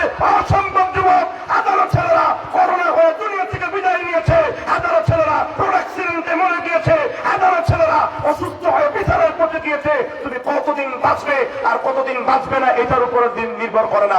যতদিন যতদিন থাকবে, যত মিনিট থাকবে, যতক্ষণ শ্বাস তোমার হৃদয়ে থাকবে, তোমার হৃদয়ের প্রতিটি সেকেন্ড আল্লাহর জন্য হবে, তোমার হৃদয়ের প্রতিটি মিনিট আল্লাহর জন্য হবে, তোমার জীবনটাই তো আল্লাহর জন্য উৎসর্গিত হবে। কুল ইন্না সালাতি ওয়া নুসুকি ওয়া মাহইয়ায়া ওয়া মামাতি লিল্লাহি রাব্বিল আলামিন। নবী বলে দিন, আমি আল্লাহর জন্য নামাজ, আমি আল্লাহর জন্য কুরবানি, আমি আল্লাহর জন্য মরণ, আমি আল্লাহর জন্য জীবন। ঠিক কিনা বলেন? কিন্তু যুবকদের মধ্যে থেকে কেন জানি এই উৎসাহটা হারিয়ে গিয়েছে শুধুমাত্র একটি কারণে, তারা কোরআন এবং হাদিস থেকে বিচ্যুত হয়ে এই মোবাইল ফোনে আসক্ত হয়ে শেষ হয়ে গিয়েছে। এজন্য যুবকদের খুব বেশি বেশি মৃত্যুর কথা স্মরণ করা উচিত। কিসের কথা? মৃত্যুর কথা। এবার যুব সমাজ ধ্বংসের তৃতীয় আরেকটি কারণ আমি উল্লেখ করব আপনাদের, কি শুনবেন তো ইনশাআল্লাহ? যুব সমাজ ধ্বংসের আর যুবতী সমাজ ধ্বংসের তৃতীয় আরেকটি কারণ হলো বর্তমানে সহশিক্ষা ব্যবস্থা সহ ব্যাপকদাগী সহ সর্ব জায়গাতে অশ্লীলতার সরাসরি একেবারে ফ্রি মিক্সিং করা। আপনার ছেলেকে স্কুলে পাঠাচ্ছেন, মেয়েকে স্কুলে পাঠাচ্ছেন, শিক্ষকের সাথে মেয়ে ছেলের কোনো পার্থক্য নাই, মাঝখানে বসে জেনা চলছে, ব্যভিচার চলছে। অনেক জায়গাতে কুষ্টিয়ার মতো জায়গায় পান্না মাস্টার মতো কুলাঙ্গার মাস্টার ধর্ষণের সেঞ্চুরি করে ভিডিও আপলোড দিয়ে আবার তারা জাতীয় বীর হয়ে নোবেল প্রাইজ পাচ্ছে। এটার কারণ কি? এটার কারণ হলো একটাই, যে আমাদের সমাজের মধ্যে সব আছে, শুধু ইসলাম নাই। ঠিক না? এই জন্য রাসূল বলেছেন, হাদিসটি সুনান বাইহাকি 1140, মেশকাত কিতাবুল ইলম 144 নম্বর হাদিস। এছাড়া মেশকাত বাংলা আরাফাত লাইব্রেরি পাঠ্য বই, যেটা মাদ্রাসা আলিম ক্লাসে পড়ানো হয়, 744 নম্বর হাদিস। রাসূল বলেছেন, ইউসিফু আলান নাসি জামান লা ইয়াবকা মিনাল ইসলামি ইল্লা ইসমুহু ওয়া লা ইয়াবকা মিনাল কুরআনি ইল্লা রাসমুহু। নিঃসন্দেহে কিয়ামতের পূর্বে এমন একটি অবস্থা আসবে, ইসলামের নামটা শুধুমাত্র থাকবে, কিন্তু মূলত ইসলাম কার্যক্রমে কোনো কিছুতেই থাকবে না। ঠিক না? ঠিক। জি। তাহলে ওয়ালা ইয়াবকা মিনাল কুরআন ইল্লা রাসমুহু, কোরআনের অক্ষরটা শুধু থাকবে, কিন্তু কোরআন পড়নেওয়ালা থাকবে। রমজান মাসে জোরে জোরে খতম দিবেন। এই প্রসঙ্গটা একটু পরে আসছি। তাহলে যুবকদের তৃতীয় একটি বিষয় আমি আপনার সামনে উপস্থাপন করছি, যে বিষয়টি বর্তমান যুবকদের যদি উত্তীর্ণ হতে হয় এই যে সমস্যা থেকে, এই সব সমস্যা থেকে বের হওয়ার জন্য যুবকদের একটি গাইডলাইন আছে। সেই গাইডলাইন নাম কি? জোরে বলেন।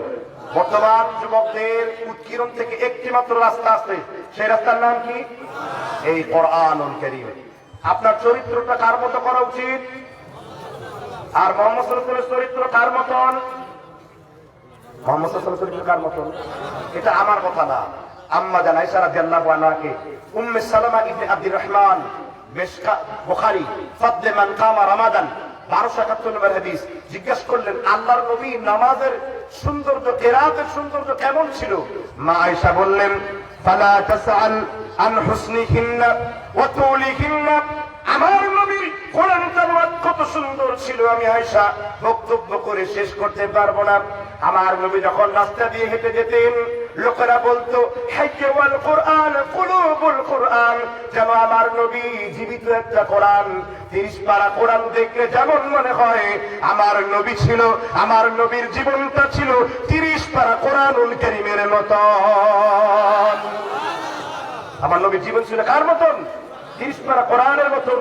এজন্য যুবকদের উৎসর্গ করতে হবে, খুঁজে নিতে হবে কোন জায়গা থেকে, কোরআন থেকে নিজের জীবনে গাইডলাইন ফিরে আসতে হবে, বেশি বেশি কোরআনের সাথে সম্পর্ক রাখতে হবে। আল্লাহর নবী বলেছেন, সহিহ ইবনে খুজাইমার বর্ণনায় আল্লাহর নবী বলেছেন, কিয়ামতের পূর্বে এমন কিছু লোক বের হবে, বুখারীর কিতাবুল ফিতান অধ্যায়ের হাদিস, ইয়াকরাউনাল কুরআন ওয়া লা ইউজাউজু হানাজিরহুম। তারা কোরআন পড়বে, কিন্তু কোরআনের অক্ষরটা তাদের কণ্ঠনালীর ভিতরে প্রবেশ করবে না, কারণ তারা কোরআন পড়বে ঝুলে ঝুলে। দেখবেন আমার দেশে রমজান মাসে মেয়ে 13 খতম, ছেলে 14 খতম, বউ 20 খতম, হয় তুমি আমি নিজেই খতম। এইভাবে খতমের প্রতিযোগিতা হয়, কিন্তু কোরআনুল কারীমকে বুঝে পড়ার জন্য একদল যুবককে খুঁজে পাওয়া যায় না। আমার নবীর সাহাবা আব্দুল্লাহ ইবনে ওমর যুবক, তুমিও যুবক। ইবনে ওমরকে প্রশ্ন করেছেন, ও ইবনে ওমর, সূরা বাকারা পড়তে তোমার কয় বছর সময় লেগেছে? ইবনে ওমর বলেছেন, সূরা বাকারা পড়তে আমি ইবনে ওমরের 1 বছরের বেশি সময় লেগেছে। কিন্তু আমার এলাকার মুসলমানেরা রমজান মাসে 14টা করে খতম দেয়, রমজানের তারাবি শুরু হয়ে যায়, মসজিদের ভিতরে তারাবির মধ্যে দুষ্টামি শুরু হয়ে যায়। আলাকুম বালাকুম ইয়ালামুন তাআলামুন ছাড়া আর কোনো কিছু যুবকদের খুঁজে পাওয়া যায় না। যারা বলেন ঠিক না ঠিক? এজন্য যুবকদের চরিত্র হবে কোরআনুল কারীমের মতন। আমার আল্লাহ তাআলা সূরা আল ইমরান 103 নম্বর আয়াতে বলেছেন, ওয়া'তাসিম বিল্লাহি ফাকাদ হুদিয়া ইলা সিরাতিন মুস্তাকিম। ও যুবক, তুমি যদি কোরআনকে ভালো করে ধরো, এই কোরআন তোমাকে অবশ্যই দৃঢ়তার সাথে নিয়ে যাবে। এবার আমরা যুবকেরা প্রশ্ন করলাম, কোরআন তোমাকে পড়লে আমাদের কি লাভ হবে? এবার কোরআন বলল আমাকে, সূরা বানী ইসরাঈল উল্টাও 81 নম্বর আয়াত, ওয়া নুনাজ্জিলু মিনাল কুরআনি মা হুয়া শিফাa'un ওয়া রাহমাতুল লিল মুমিনিন। ও যুবক, তুমি যদি আমাকে কোরআনকে পড়তে শুরু করো, তাহলে আমি তোমার জন্য শেফা হয়ে যাব। পৃথিবীর যত রোগ, করোনা বলো আর বিভিন্ন ইবোলা ভাইরাস বলো, আমি সব ভাইরাসের প্রতিরোধক এই কোরআন হয়ে এসেছি। এই জন্য কোরআনুল কারীমের ভিতরে আমার আল্লাহ সব রোগের ওষুধ দিয়েছেন কিনা জুড়ে বলেন। এবার যুবকরা প্রশ্ন করলো, ও যুবক, ও কোরআন তোমাকে পড়লে আমাদের কি লাভ হবে? তুমি কোথায় নিয়ে যাবে? এবার যুবকদেরকে কোরআন বলল, সূরা ইব্রাহিমের 1 নম্বর আয়াত, কিতাবুন আনসালনাহু ইলাইকা লিতুখরিজান নাসা মিনাজ যুলুমাতি ইলান নূর। ও যুবক, তুমি যদি আমাকে ভালোভাবে পড়তে পারো, আমি তোমাকে অন্ধকার থেকে আলোর দিকে পরিচালিত করব। এবার যুবকরা বলল, ও কোরআন, আমরা সর্বপ্রথম তোমার মধ্যে কোন জায়গাটা পড়ব? এবার যুবককে কোরআন উত্তর দিল, ফাকরাউ মা ইয়াতায়াসসারা মিনাল কুরআন। ও যুবক, কোরআনের যেইখানে তোমার কাছে সহজ মনে হয় তুমি ওইখানে কোরআন পড়ো। কারণ আমরা এবার বললাম, ও কোরআন, তোমাকে পড়ার জন্য কোনো আদব আছে নাকি? এবার কোরআন বলল, হ্যাঁ আছে, ওয়ারাত্তিলিল কুরআনা তারতিলা। ও যুবক, আমাকে পড়ার জন্য তোমার তারতিলকে ফলো করে চলতে হবে। এবার আমরা বললাম, ও কোরআন, যুবকরা বলল, এই কোরআন পড়লে কি লাভ হবে? কোরআন বলল, যুবকেরা, তোমরা যদি আমাকে আমল করতে পারো, ওয়াবাশশিরিল্লাযীনা আমানু ওয়া আমিলুস সালিহাতি লাহুম জান্নাতুন তাজরি মিন তাহতিহাল আনহার কুল্লামা রুযিকু মিনহা মিন সামারাতির রিজকা ক্বালু হাযাল্লাযী রুযিকনা মিন ক্বাবল। আল্লাহ তাআলা বলেছেন, ও যুবকেরা, কোরআন অনুযায়ী আমল করেছো, মেনেছো, পড়েছো, কোরআন অনুযায়ী নিজের জীবনকে পরিবর্তন করেছো, আমি আল্লাহ তোমাকে এমন একটা জান্নাত দেব যে জান্নাতের নিচ দিয়ে নহর বয়ে যাবে। বলেন না সুবহানাল্লাহ। আর তোমাকে এমন এমন নারী দেওয়া হবে যাকে দেখলে তোমার চোখ জুড়িয়ে যাবে। কি দেওয়া হবে? হুর দেওয়া হবে। কি দেওয়া হবে? এবার এক শ্রেণীর লোকেরা বলে কি, তারা আবার নাস্তিক দামরাম, বুদ্ধি জ্বালা চুলের গোষ্ঠী সুদ্ধা উঠে গেছে, ওরে তাবলার গোষ্ঠী। এই পাগলের দল বলে কি, কবি উমর খৈয়ামের কবিতা পড়ে, কোরআন পড়তে দেয় না মানুষকে। কারণ কোরআন অনুযায়ী পড়লে, কোরআন অনুযায়ী চললে তো এই দেশে তো দুর্নীতি থাকবে না, চুরি বন্ধ হবে, ডাকাতি বন্ধ হবে, সন্ত্রাস বন্ধ হবে, ছিনতাই বন্ধ হবে। কারণ মসজিদগুলো মুসলমানদের থলিতে পড়ে যাবে। ঠিক না ঠিক? এই জন্য কোরআন প্রচার করতে দেওয়া হয় না। কোরআনের বিপক্ষ অপেক্ষা নাই। যত রকমের বাম শক্তি রয়েছে, কুফার শক্তি রয়েছে, জাকির নায়েককে বন্ধ কেন করেছে? কারণ জাকির নায়েককে বন্ধ করলে তো আর লোক খুঁজে পাওয়া যাবে না। কিন্তু এটা তো বুঝে না এই মূর্খ লোকেরা।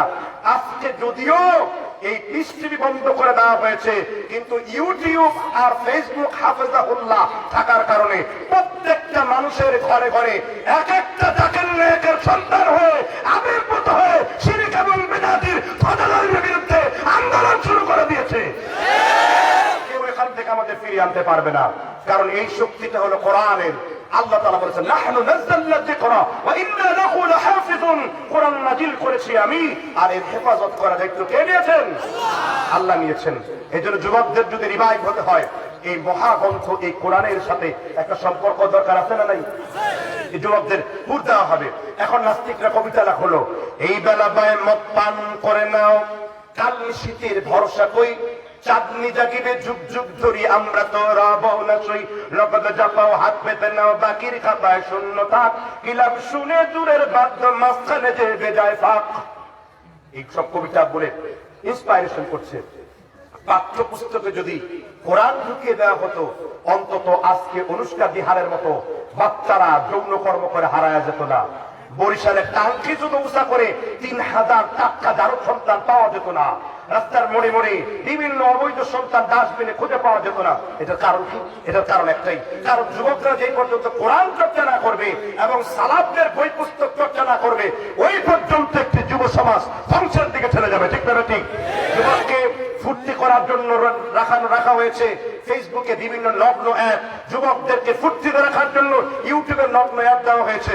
কিন্তু কোন যুবক যদি কোরআনে চুমো দেয়, কোরআনের জীবন আছে। কোরআন যুবককে বলছে লুকলু ওয়াল মারজান, আমি তোমাদেরকে এমন এমন এমন নারী দেব, কোন জিন তাদেরকে দেখেনি, কোন মানুষ তাদেরকে স্পর্শ করেনি। ওয়া কাওয়াইবা আতরাবা ওয়া কাসান দিহাকা, তাদের বুকগুলো হবে সুউচ্চ স্ফীত, যাকে দেখলে তোমাদের হৃদয়ে জড়িয়ে যাবে, তোমাদের চোখগুলো ছাড়া বড়া হয়ে যাবে। সুবহানাল্লাহ। সেই জন্য কোরআনকে আঁকড়ে ধরতে হবে।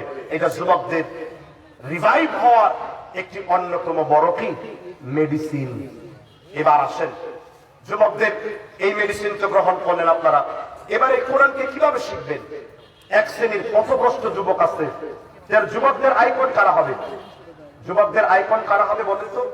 মুহাম্মদ রাসূলুল্লাহ সাল্লাল্লাহু আলাইহি ওয়াসাল্লাম। আর আইকন কারা হবে? নবীর অনুসারী যারা আলেম রয়েছেন। সব আলেমরা কিন্তু আপনাদের আইকন হবে না। আজকে এই যুবক এসেছে ব্রাদার রবুল আমিন, তিনি অনেক কম্পারেটিভ রিলিজনে লেখাপড়া করেন।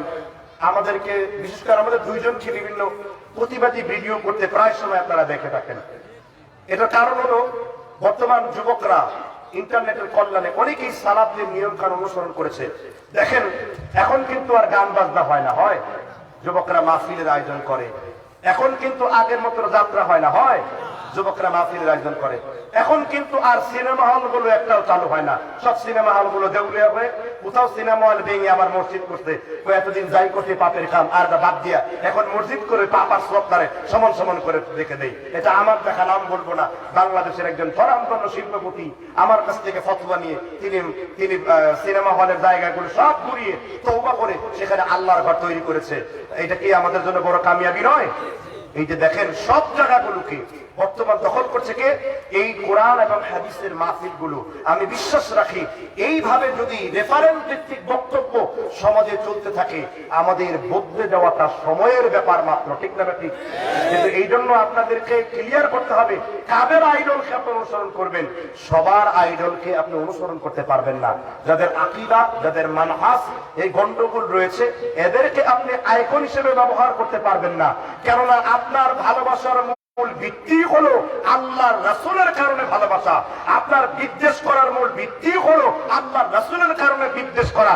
এই জন্য আমরা কারো মসজিদে ভাঙতে যাই না, আমাদের মসজিদ তারা ভেঙে দিয়েছে। আমরা কারো আমিন আসতে বন্ধ করি না, আমাদের জুড়ে আমিন শুনলে তারা গলা টুটে হত্যা করে, কিন্তু আমরা তাদেরকে ভালোবাসবো, আমরা তাদের মসজিদ থেকে বের করে দেব না। কেননা সালাফরা আমাদেরকে শিখিয়েছে ওয়ালা তাস্তাউইল হাসানাতু ওয়ালা সাইয়্যিআ, তোমরা মন্দের উত্তর ভালো দিয়ে দাও। ইদফা বিল্লাতি হিয়া আহসান, যদি মন্দের উত্তর ভালো দিয়ে দিতে পারো, ফাইদাল্লাযী বাইনাকা ওয়া বাইনাহু আদাওয়া, তোমার শত্রুর সাথে তোমাকে আমি আল্লাহ বন্ধুত্ব স্থাপন করে দেব। বলেন সুবহানাল্লাহ। দেখেছেন না আমাদের মসজিদ ভেঙে দেয়? দেখেছেন না আমাদের বিরুদ্ধে উচ্চারণা করে? হে যুবক, তোমাদেরকে বলতে চাই, তুমি ইমাম শাফির মতো আহলে হাদিস হও। হে যুবক, তোমাকে বলতে চাই, তুমি আবু দাউদকে অনুসরণ করো। ইমামে আবু দাউদ বলেছেন লাউলা ইসাবা আন দারসুল আহলুল হাদিস, যদি এই জমিনে যদি আহলে হাদিসরা না থাকতো, ইসলাম চিরজীবনের জন্য মিটে যেত। বলেন সুবহানাল্লাহ।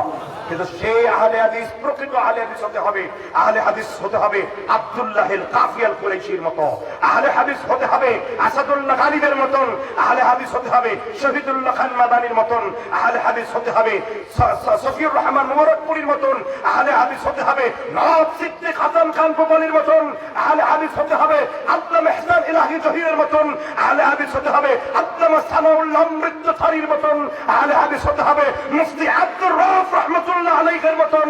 আমরা প্রকৃত আহলে হাদিস হব।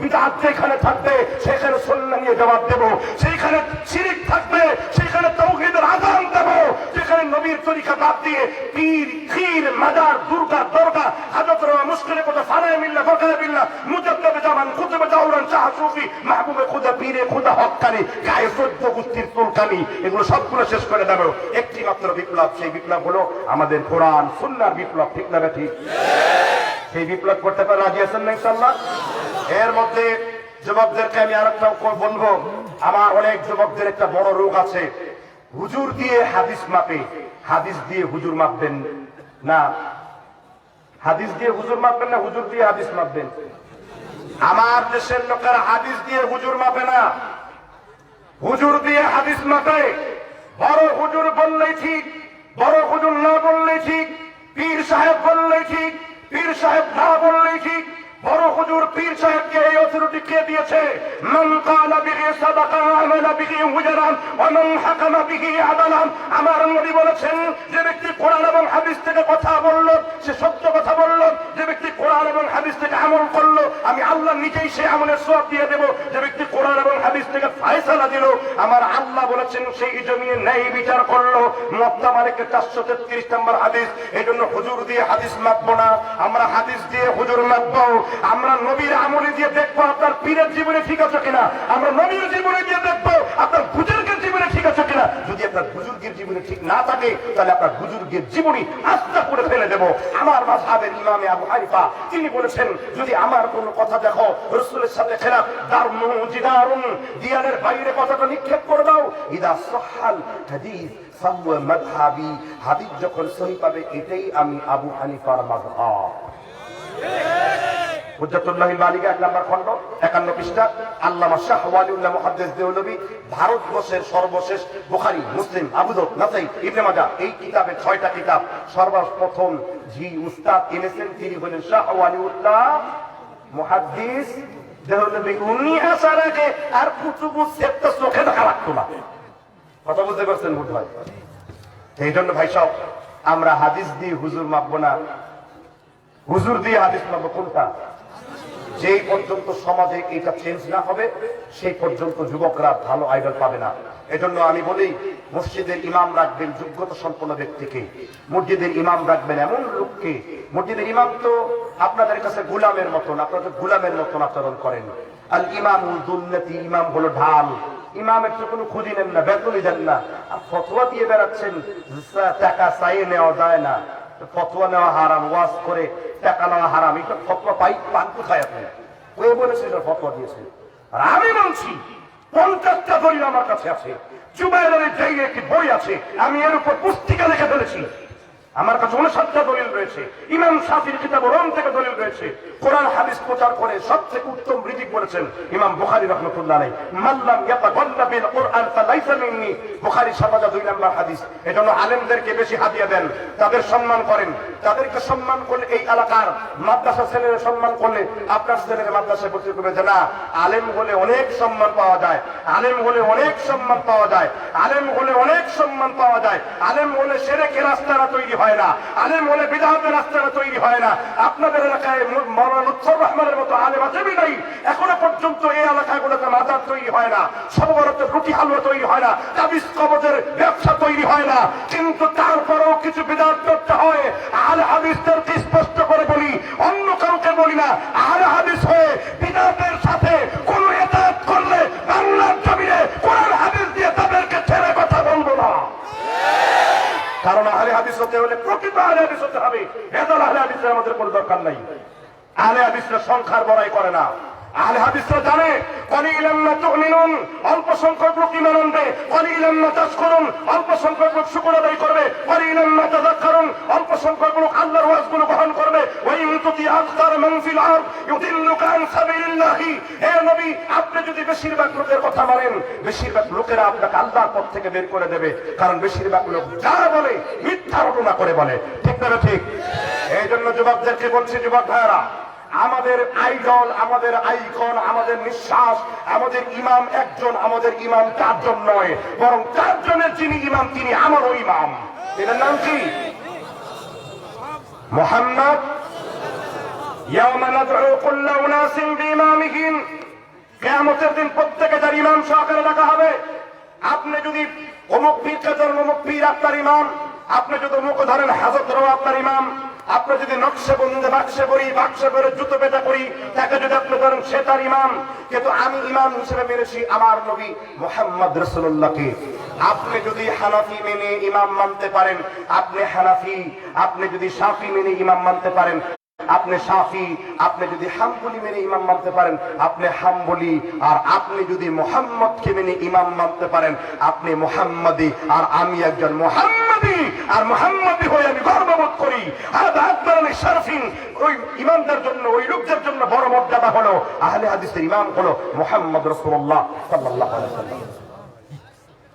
ইমাম ইবনে কাসির ইয়াওমা নাদউ কুল্লা উনাসিন বিইমামিহিম, এই আয়াতের ব্যাখ্যায় বলেছেন। এজন্য আমি যুবকদেরকে বলছি, হে যুবক ভাইরা, আপনারা বিশুদ্ধ করুন আকীদাকে। বিদআত যেখানে আসে শক্তিশালী অবস্থান করুন, শিরক যেখানে আসে আপনাদের দাওয়াতি কাজগুলো বৃদ্ধি করুন। আপনার জীবনের মূল লক্ষ্য উদ্দেশ্য বানান একটি, আর দাওয়াতে আসসালাফিয়া, সালফে সালেহিনদের মানহাজে দাওয়াত। কে জমিয়ত করে, কে আন্দোলন করে, কে সুবহানে আহলে হাদিস করে, আর কে জামায়াতে আহলে হাদিস করে, আর কে বা কিছুই করে না, এই সমস্ত নোংরামির মধ্যে যাবেন না। যার আকীদা ঠিক আছে, যার মানহাজ ঠিক আছে, সে যদি পৃথিবীর কোন জায়গায় সহিহ হাদিস অনুসরণ করে, ইবনে মাসউদ রাদিয়াল্লাহু তাআলা বলেছেন, আল জামাআ মা ওয়াফাকাল হক ইন কুনতা ওয়াহদা। আমাদের সিলেবাস অনেক হতে পারে, আমাদের স্কুল অনেক হতে পারে, কিন্তু আমাদের মানহাজ একটাই, আমরা কোরআন ও সহিহ হাদিসের অনুসরণকারী। আমাদের মধ্যে কোন রকমের ভাগাভাগি চলবে না। আমরা সবাই সম্মিলিতভাবে কোরআন এবং হাদিসের কথাগুলোকে পেশ করব। আমরা শহীদুল্লাহ খান মাদানীকে সম্মান করব, আমরা আসাদুল্লাহ গালিবকে সম্মান করব, আমরা ডক্টর মুসলিউদ্দিন স্যারকে সম্মান করব। মোট কথা হলো আমরা কারো অন্ধভক্তি করব না, তেমনি ভাবে কারো শায়েখ পূজাও করব না। শায়েখ পূজাও কারোর জন্য জায়েজ নাই। শায়েখ পূজা বর্তমানে বড় পূজাদের একটা অংশ। কিসের শায়েখ পূজারি হয়ে গেছেন আপনারা? কোরআন এবং হাদিসের কারণে আমাকে ভালোবাসবেন, যদি আমার কোনো কথা কোরআন এবং হাদিসের বাইরে চলে যায় আস্থা করে মেরে দেবেন। কোন সময় শায়েখ পূজা করবেন না। আপনার শায়েখের হুজ্জত থাকতে হবে কোরআন এবং সুন্নাহ কেন্দ্রিক, ঠিক না ঠিক? অসংখ্য কর্মে এই রংপুরের বিখ্যাত একজন বড় আলেম তাকলিদ ও ইনকারুল হাদিস, আমি তার বাড়িতে থাকার সৌভাগ্য হয়েছে। রংপুর বিভাগের দিনাজপুরের আব্দুল হাই সারাফ একটি বই লিখেছিলেন, তাকলিদ ও ইনকারুল হাদিস, হাদিস অমান্য করার পরিণতি। একখানে হাদিস এনেছিলেন, রাসূলুল্লাহ সাল্লাল্লাহু আলাইহি ওয়াসাল্লামের যুগে এক দাসী ছিল, তার নাম ছিল বারিরা। কি নাম? বারিরা। তার স্বামীর নাম ছিল মুগিস। এই মুগিস বারিরাকে ছেড়ে দিয়েছে, মানে বারিরা মুগিসকে ছেড়ে দিয়েছে। মুগিস তার পিছনে পিছনে যায়, সে বাজারে গেলে সে বাজারে যায়, যেখানে যায় সেখানে যায়। শেষে রাসূলের কাছে আসছে, রাসূল আমি বারিরাকে পছন্দ করি, তাকে বলুন না আমাকে একটু গ্রহণ করতে। রাসূল বারিরাকে বললেন, বারিরা বলেন, হে রাসূল এটা কি মানুষ মুহাম্মদ সাল্লাল্লাহু আলাইহি ওয়াসাল্লামের কথা, না এটা মুহাম্মদ রাসূলুল্লাহর কথা? এটা যদি আমার আল্লাহর ওহীর সিদ্ধান্ত হয়, ওয়াকাদ সাল্লাইতা ওয়া ইউসাল্লিমু তাসলিমা, আমার শিরকের মতো করে, মাথাকে মতো করে, বিনা চিন্তে, বিনা সন্দেহে, বিনা বাক্যে আমি রাসূলের কথা মেনে নেব। আর এটা যদি ওহীর কথা না হয় তাহলে আমি মানব কি মানব না, এটা আমার উপর রাসূল আপনি ছেড়ে দিন। কি বুঝলেন? একজন দাসী, ব্যক্তিগত কথার কোনো মূল্য নাই, ব্যক্তিগত কর্মের কোনো মূল্য নাই, কোন মানহাজের, কোন মাসলাকের, কোন আলেমের ব্যক্তিগত দুশ্মনে ওই মাসলাকের দুষ নয়। কথাকে ক্লিয়ার? কোন আলেম, কোন ব্যক্তিগত মানুষের কোন ভুল মানে ওই মাসলাকের ত্রুটি নয়। এই জন্য সম্মানিত উপস্থিতি, আসেন আমরা কোরআন এবং সুন্নাহ নির্ভর জীবন যাপন করার চেষ্টা করি, কোরআন এবং সুন্নাহ নির্ভর আমরা জীবন রাখার চেষ্টা করি। আপনাদের কি খুব বিরক্ত লাগতেছে বোধ হয়? ওয়াজ করতে করতে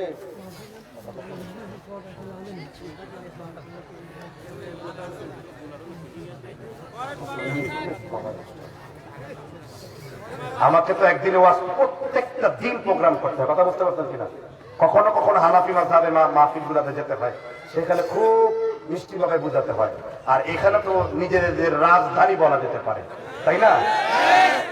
এখানে তো আর কথা বলতে তো অত বেগ পেতে হবে না।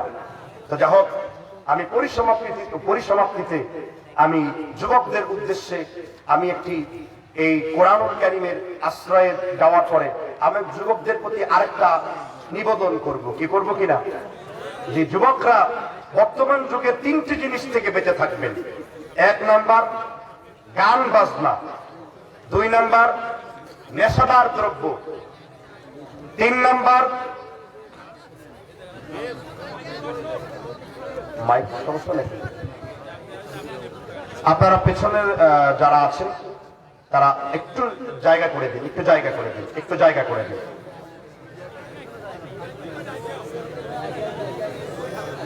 বসার জায়গা পাচ্ছেন, আলহামদুলিল্লাহ, এটা তো বিশাল বড় নিয়ামত।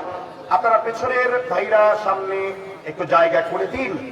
জি, পেছনের ভাইরা সামনে একটু জায়গা করে দিন। জি, সামনে আসেন, সামনে আসেন, আপনারা সামনে আসেন। জি, আপনারা মাহফিলটাকে বিশৃঙ্খলা করবেন না, অত্যন্ত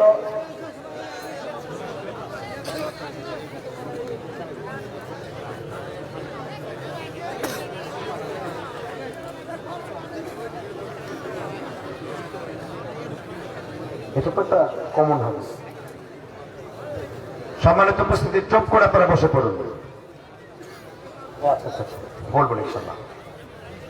আমি যুবক, আমি বলবো যারা দাঁড়িয়ে আছেন চুপ করে বসে পড়ুন, মাহফিলের আদব নষ্ট করবেন না। হ্যাঁ, চুপ করে বসে পড়ুন, কেউ মাহফিলের কেউ আদব নষ্ট করবেন না, চুপ করে বসে পড়ুন। এবার যুবকদের আমি 3টি জিনিস বলবো। একটি হলো, অন্তত 2টি জিনিস। একটি হলো সামনে বিভিন্ন অনুষ্ঠান আসছে, আপনারা আজকে থেকে কেউ গান শুনবেন না, এই মর্মে একটা প্রতিশ্রুতি দেন যে কোন যুবক আর গান শুনবেন না। কে কে হাত তোলেন, বলেন আল্লাহর কসম, আল্লাহর কসম জীবনে আর কখনো মিউজিক মিশ্রিত অবৈধ গান শুনবো না। হাত নামান। কেন আল্লাহর কসম খাওয়ালাম? কারণ যুবকেরা বেশিরভাগ মসজিদ থেকে বাইরাত হচ্ছে গান বাজনা তৃপ্তি নেওয়ার কারণে। তাকে আপনারা জানেন, নবী সাল্লাল্লাহু আলাইহি সাল্লাম বলেছেন, যেই যুবক গান শুনবে সেই যুবক সরাসরি শূকর। যে যুবতী গান শুনবে সেই যুবতীকে শূকরনির সাথে তুলনা করেছেন মুহাম্মদ রাসূলুল্লাহ সাল্লাল্লাহু আলাইহি ওয়াসাল্লাম। গান বাজনা যেই মজলিসে হয় সেই মজলিসে আল্লাহর কোনো নিয়ামত থাকে না। থাকে? আমার আল্লাহ সূরা লোকমানের 6 নম্বর আয়াতে বলেছেন, ওয়ামিনান নাসি মান ইয়াশতারি লাহওয়াল হাদিস। বিশ্বনবী, আপনি দেখবেন কিছু লোকেরা এমন আছে যারা গান বাজনা ক্রয় করে, গান বাজনা খরিদ করে। আমাদের দেশে অনেক লোকেরা বলে, হুজুর গান বাজনা করা কোন শরীয়তের মধ্যে হারাম নেই। আর আমার নবী মুহাম্মদ রাসূলুল্লাহ সাল্লাল্লাহু আলাইহি ওয়াসাল্লাম তিনি বলেছেন, হারামাল খামরা ওয়াল মাইসিরা ওয়াল কুবা, হারাম করা হয়েছে নেশাদার দ্রব্যকে, হারাম করা হয়েছে এই দুনিয়ার সমগ্র বাদ্যযন্ত্রকে। এই জন্য যুবকদেরকে বলবো, ও যুবকেরা, আপনাদের এলাকায় গান বাজনার আসরগুলো একেবারে বন্ধ করে দিন। কিন্তু গান বাজনা বন্ধ হয় না। মসজিদের মধ্যে এখন যুবকরা আসে না। আমার নবী মুহাম্মদ রাসূলুল্লাহ যুবকদের সম্পর্কে বলেছেন, যেই যুবকেরা রাতের বেলায় শীতের রাত্রিকে কষ্টকে উপেক্ষা করে ওযু করে মসজিদের দিকে গমন করবে, আহসানুল উযুওয়া সুম্মা তাল মাসাজিদ ফাহুয়া যাইরুল্লাহ, উত্তম রূপে ওযু করে যেই যুবক মসজিদের মধ্যে শীতের রাত্রিতে আসবে, আমার আল্লাহ নিজেই ওই যুবকের সাথে সাক্ষাৎ করবেন।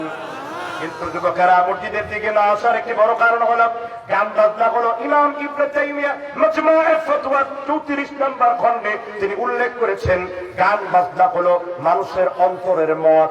মানুষ যেমন মদ সেবন করলে আর ফিরে আসতে পারে না, গান বাজনা শুনলে মানুষ তেমনি ভাবে ইসলাম থেকে ফিরে আসতে পারে না। ভ্যালেন্টাইন ডেতে গান বাজনা হয়, 31st নাইটে গান বাজনা হয়, আবার বিয়ে শাদীর অনুষ্ঠানের মধ্যে বিআইনকে নিয়ে সুন্দর সুন্দর গান বাজনা বাজায়। এলাকার কুকুরদের বিয়ে হয়, ভাদ্র মাসের কুকুরের বিয়েতে গান বাজনা বাজে না। কিন্তু মুসলমানের সন্তানের বিয়েতে গান বাজনা আছে না নাই? আমি বলি যুবক ভাইয়েরা, পর্দার অন্তরালের মা ও বোনেরা, গান বাজনা শোনা কাবিরা গুনাহ। একবার যদি তুমি গান বাজনা টেস্ট নাও, একবার গান বাজনার জন্য আখিরাতের হিসাবে ৭,০০০ বছর জাহান্নামের আগুনে তোমাকে জ্বলতে হবে। কারণ গান বাজনা হলো কবিরা গুনাহ। কি গুনাহ? কবিরা গুনাহ। আবু হানিফা, মালিক, শাফি, হাম্বল এমন কোন ইমাম নাই, আহলে হাদিস এমন কোন ইমাম নাই যাদের কাছে গান বাজনা হারাম না। হুজুর হারামটা বলে সমস্যা কোথায়? রাসূল বলেছেন, এই হাদিসটি জামিউল হাদিসের 3031 নাম্বার, আল্লামা জালালউদ্দিন সিয়ুতি উল্লেখ করেছেন। ওয়া আন আবি আব্দুল্লাহ ইবনে মাসউদ রাদিয়াল্লাহু আন সামি'তু রাসূলুল্লাহ সাল্লাল্লাহু আলাইহি ওয়াসাল্লাম, আব্দুল্লাহ ইবনে মাসউদ রাদিয়াল্লাহু তাআলা আনহু বলেছেন, আল্লাহর নবী সাল্লাল্লাহু আলাইহি ওয়াসাল্লাম বলেন, সাউতানি মালউনানি ফিদ দুনিয়া ওয়াল আখিরাহ। দুইটা আওয়াজ হলো অভিশপ্ত আওয়াজ। কয়টা আওয়াজ? জোরে বলেন, কথা কি বুঝেন না? কয়টা আওয়াজ অভিশপ্ত আওয়াজ? জোরে বলেন, কয়টা আওয়াজ অভিশপ্ত আওয়াজ? এর মধ্যে 1 নাম্বার রাসূল বলেছেন, মিসমারুন ইনদা নি'মা, আনন্দের সময় গান বাজনা বাজানো। কিসের সময়? যে বিয়েতে গান বাজে ওইটা অভিশপ্তের বিয়ে। কারণ দুইটা আওয়াজ অভিশপ্ত আওয়াজ। যেই বর গান শুনে ওই বর অভিশপ্ত বর, যেই বধূ গান শুনে অভিশপ্ত বধূ। এবার ওই গান বাজনার বিয়ে থেকে যে সন্তান হয়, এই সন্তান তার মাথায় পিস্তল ঠেকায়া লাথি দিয়া তাকে বৃদ্ধাশ্রমের ভিতরে ঢুকায়া দেয়। কারণ গান বাজনা মিশ্রিত বিয়ের ভিতরে আল্লাহ রাব্বুল আলামিনের কোন রহমত থাকে না। জুড়ে বলেন ঠিক না ঠিক? রাসূল এই জন্য বলেছেন, লা তাবিউল কাইনাতি ওয়ালা তাশতারুহুন্না ওয়ালা তুআল্লিমুহুন্না ওয়া তামানুহুন্না হারামুন। নিঃসন্দেহে যেই ব্যক্তি কিনা তোমরা গান বাজনা ক্রয় করো না, গান বাজনা বিক্রয় করো না, আর গায়ক গায়িকাদের ভাড়া করে তোমরা গায়ক গায়িকাদের ভাড়া করো না। আবু দাউদ নাসাইর মধ্যে রাসূল বলেছেন, লা তাবিউল কাইনাতি ওয়ালা তাশতারুহুন্না ওয়ালা তুআল্লিমুহুন্না ওয়া তামানুহুন্না হারামুন। আপনার এলাকায় চায়ের দোকানদার চা দিয়েছে, ভালো কথা, চা বিক্রি করেন, ভালো কথা। আপনার এলাকায় মুদির দোকানদার মুদির দোকান দিয়েছে, ভালো কথা। কিন্তু মুদির দোকানের ভিতরে আবার কেন গান বাজনা বাজায়? হালাল কাজটা হারাম হয়ে যায়। আর আমার নবী বলেছেন, আল কাসিম হাবিবুল্লাহ, যে ব্যক্তি হালাল ইনকাম করে ওই ব্যক্তি স্বয়ং আল্লাহ রাব্বুল আলামিনের বান্দা। ঠিক কিনা বলেন? এই জন্য যুবকদের গান বাজনা শোনা হালাল না হারাম? কিন্তু আমার মেয়েরা গান বাজনা শুধু শুনেই না, সারাটা দিন স্টার জলসার সাথে, স্টার প্লাসের সাথে, সারাটা দিন ইন্ডিয়ান আইডলের সাথে, পাকিস্তানি বিভিন্ন রকমের টেলিফিল্মের সাথে 24 ঘন্টা সময় লাগায় দেশের কল্যাণে। এখন তো আর দেশের লাইনটাও তেমন ইউজ হয় না, এখন বাড়িতে বাড়িতে নেটওয়ার্ক লাগিয়ে নিয়েছে। সারাদিন সিনেমা আর অনুষ্ঠানগুলো ইচ্ছা মতো গিলতে শুরু করে। জোরে বলেন ঠিক না ঠিক? আর আমার নবী মুহাম্মদ রাসূলুল্লাহ বলেছেন, হারামাল খামরা ওয়াল মাইসিরা ওয়াল কুবা ইস্তাহিল্লুনা আল হিরা ওয়াল হারিরা ওয়াল খামরা ওয়াল মাআসিফ। আল্লাহর নবী বলেছেন, হারাম করা হয়েছে বাদ্যযন্ত্রকে, হারাম করা হয়েছে সমগ্র গান বাজনাকে। খবরদার তোমরা গান বাজনা করো না। কিন্তু গান বাজনা যেসব অনুষ্ঠানে করে ওইসব অনুষ্ঠানে আবার অনেকে দাওয়াত খেতে যায়, যাদের অন্তরে বিন্দু পরিমাণ লজ্জা আছে, শরম আছে, তারা কোনোদিন বাদ্যযন্ত্র মিশ্রিত গান বাজনার মধ্যে শামিল হয় না। মসজিদের ইমামদেরকে আমি বলতে বললাম, মসজিদের ইমামেরা মসজিদের মিম্বারে দাঁড়ায় বলবে এই এলাকায় গান বাজনা যেন না হয়। এলাকার মাতবরদেরকে বললাম, আল্লাহর নবী বলেছেন, কুল্লুকুম রাঈন, প্রত্যেক রাখালকে তার রাখালিয়াতের ব্যাপারে জিজ্ঞাসিত করা হবে। আপনি মাতব্বর হওয়ার পরে আপনার এলাকায় যদি গান বাজনা বাজে, কিয়ামতের দিন আল্লাহ আপনাকে ধরবেন। এজন্য আপনার কর্তব্য হলো থানা থেকে রেজুলেশন পাস করিয়ে এখানে গান বাজনা একেবারে বন্ধ করে দেওয়া। পারা যাবে তো? কি সম্ভব? তো কিন্তু অল্প সংখ্যক লোকের জন্য সম্ভব, বেশির জন্য সম্ভব না। কারণ গান বাজনাকে এক শ্রেণীর সুশীল ভদ্র লোক, এলিট শ্রেণীর লোকেরা মনে করে যে এটা নিষিদ্ধ মনে হয় শরীয়তে নেই। আর রাসূল বলেছেন সরাসরি হারাম। সরাসরি কি? সরাসরি কি?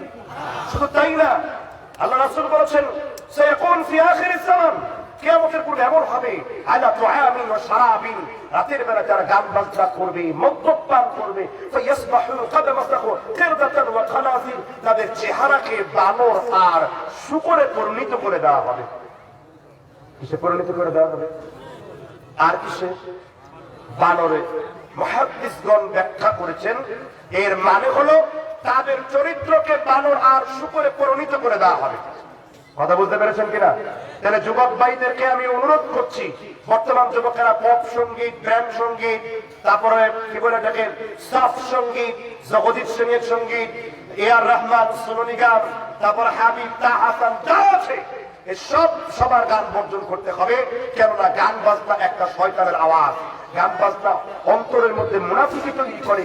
রাসূল বলেছেন যেমন বৃষ্টির পানিতে খুব তাড়াতাড়ি মুনাফিকি তৈরি হয়, তদ্রূপ গান বাজনা মানুষের মধ্যে ওই রকমের মুনাফিকি তৈরি করে। আপনি গান বাজনার পরিবর্তে কি শুনবেন? আপনি আপনার দুই ঠোঁটকে জিকির দ্বারা, আপনি জিকির দ্বারা পরিপূর্ণ করেন। আপনি পড়েন না সারাদিন আল্লাহুম্মা ইন্নী আসআলুকা বিআন্নাকা আনতাল্লাহুল আহাদুস সামাদ আল্লাযী লাম ইয়ালিদ ওয়া লাম ইউলাদ ওয়া লাম ইয়াকুল লাহু কুফুয়ান আহাদ। এটা হলো ইসমে আজম। কি আজম?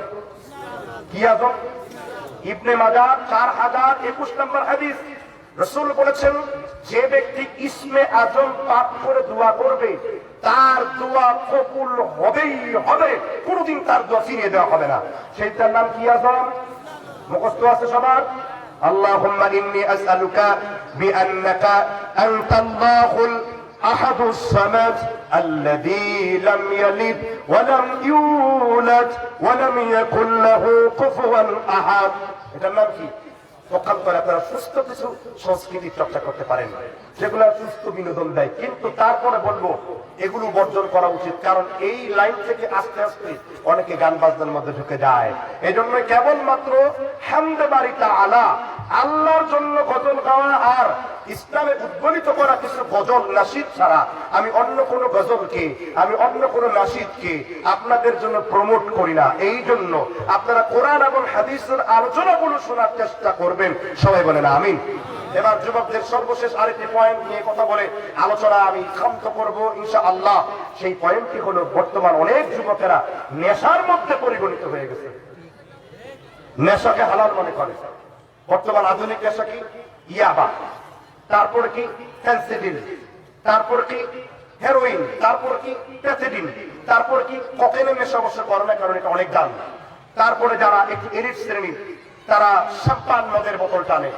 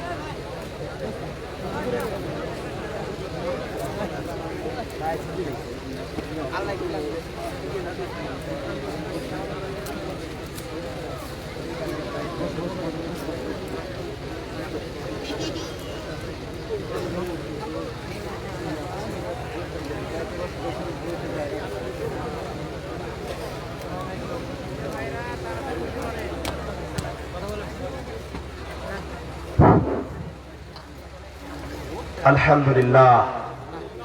দুইজন লোক বললেন আলহামদুলিল্লাহ।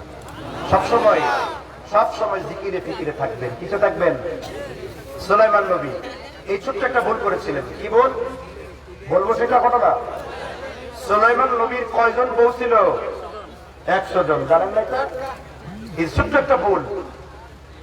ওয়ালাকাদ ফাতান্না সুলাইমান وألقينا على كرسيه جسدا ثم أناب। সূরা সাবার আয়াত। সুলাইমান নবী বললেন আজকে রাত্রে আমি 100 জন স্ত্রীর সাথে আমি রাত্র জাগরণ করব।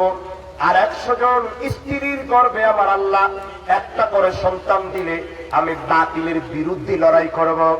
সুলাইমান নবী তাই চিন্তা করে 100 জন বিবির সাথে মিলিত হলেন, কিন্তু ইনশাআল্লাহ শব্দটা যোগ করতে ভুলে গেলেন।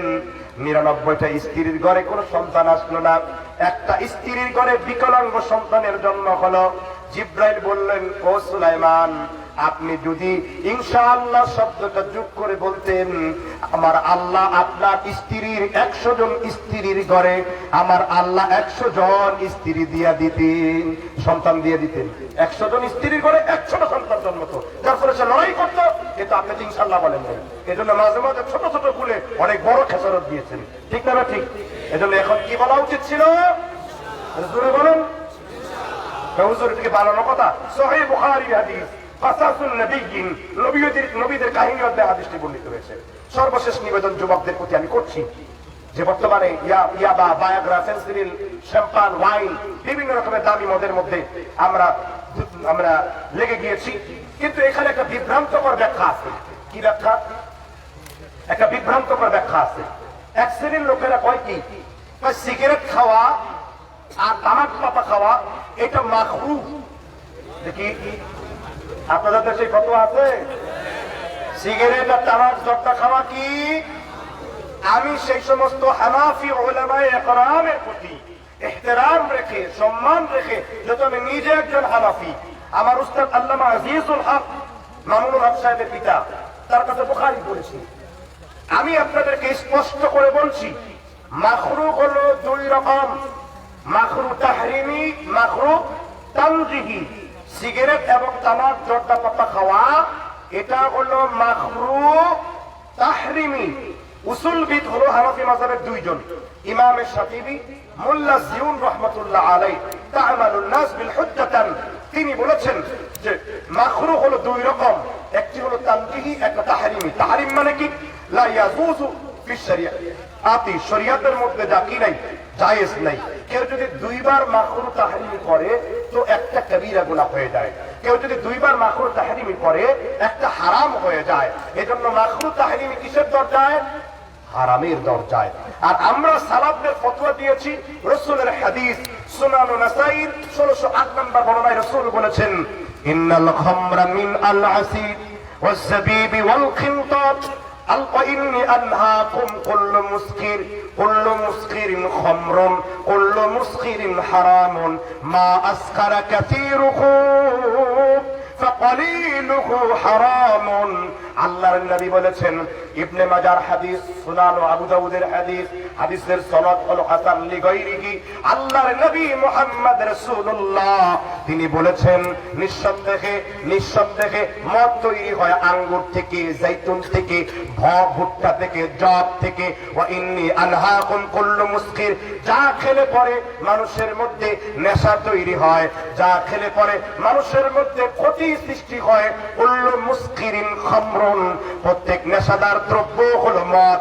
আর কুল্লু মুসকিরিন হারামুন, আর প্রত্যেক নেশাদার দ্রব্য হলো আদম সন্তানের জন্য হারাম। প্রত্যেক নেশাদার দ্রব্য আদম সন্তানের কি? প্রত্যেক নেশাদার দ্রব্য আদম সন্তানের জন্য কি? আপনি একটা কুকুরকে দেন, সে কিন্তু তামাক খায়। আপনি একটা বিভিন্ন রকমের বন্য প্রাণীকে দেন। একটা কবিতা আছে, কবিতার অনেকে শুনছেন না? যা খায় না শিয়াল বিড়াল শুকরে, তা খায় আমার মসজিদের বাবা হুজুরে। ঠিক না ঠিক? এবার হুজুর বললাম মাকরুহ হয়, সিগারেট খাওয়া হারাম হয়। আমি এবার হুজুরকে বললাম, আমি তো আপনার সামনে আমার নবী মুহাম্মদ রাসূলুল্লাহর ব্যাখ্যা করলাম, এবার আমার নবী আরো ব্যাখ্যা করেছেন। ওয়া আন নু'মান ইবনে বাশির রাদিয়াল্লাহু আনহু قال قال رسول الله সাল্লাল্লাহু আলাইহি ওয়াসাল্লাম, কুফার গভর্নর, ইবনে মাজাহ তিরমিজির বর্ণনায় 1806 নম্বর হাদিস, কুফার গভর্নর নু'মান ইবনে বাশির রাদিয়াল্লাহু তাআলা আনহু তিনি বলেছেন, ইদা শারিবাল খামর, কেউ যদি নেশাদার দ্রব্য পান করে, লাম তুকবালু সালাত 40, 40 দিন পর্যন্ত, 40 দিন পর্যন্ত তার কোন ইবাদত আল্লাহ কবুল করবেন না। এবার ডাক্তারদের ফতোয়া জিজ্ঞাসা করেন, হুজুর তামাক জর্দা খাওয়া কি?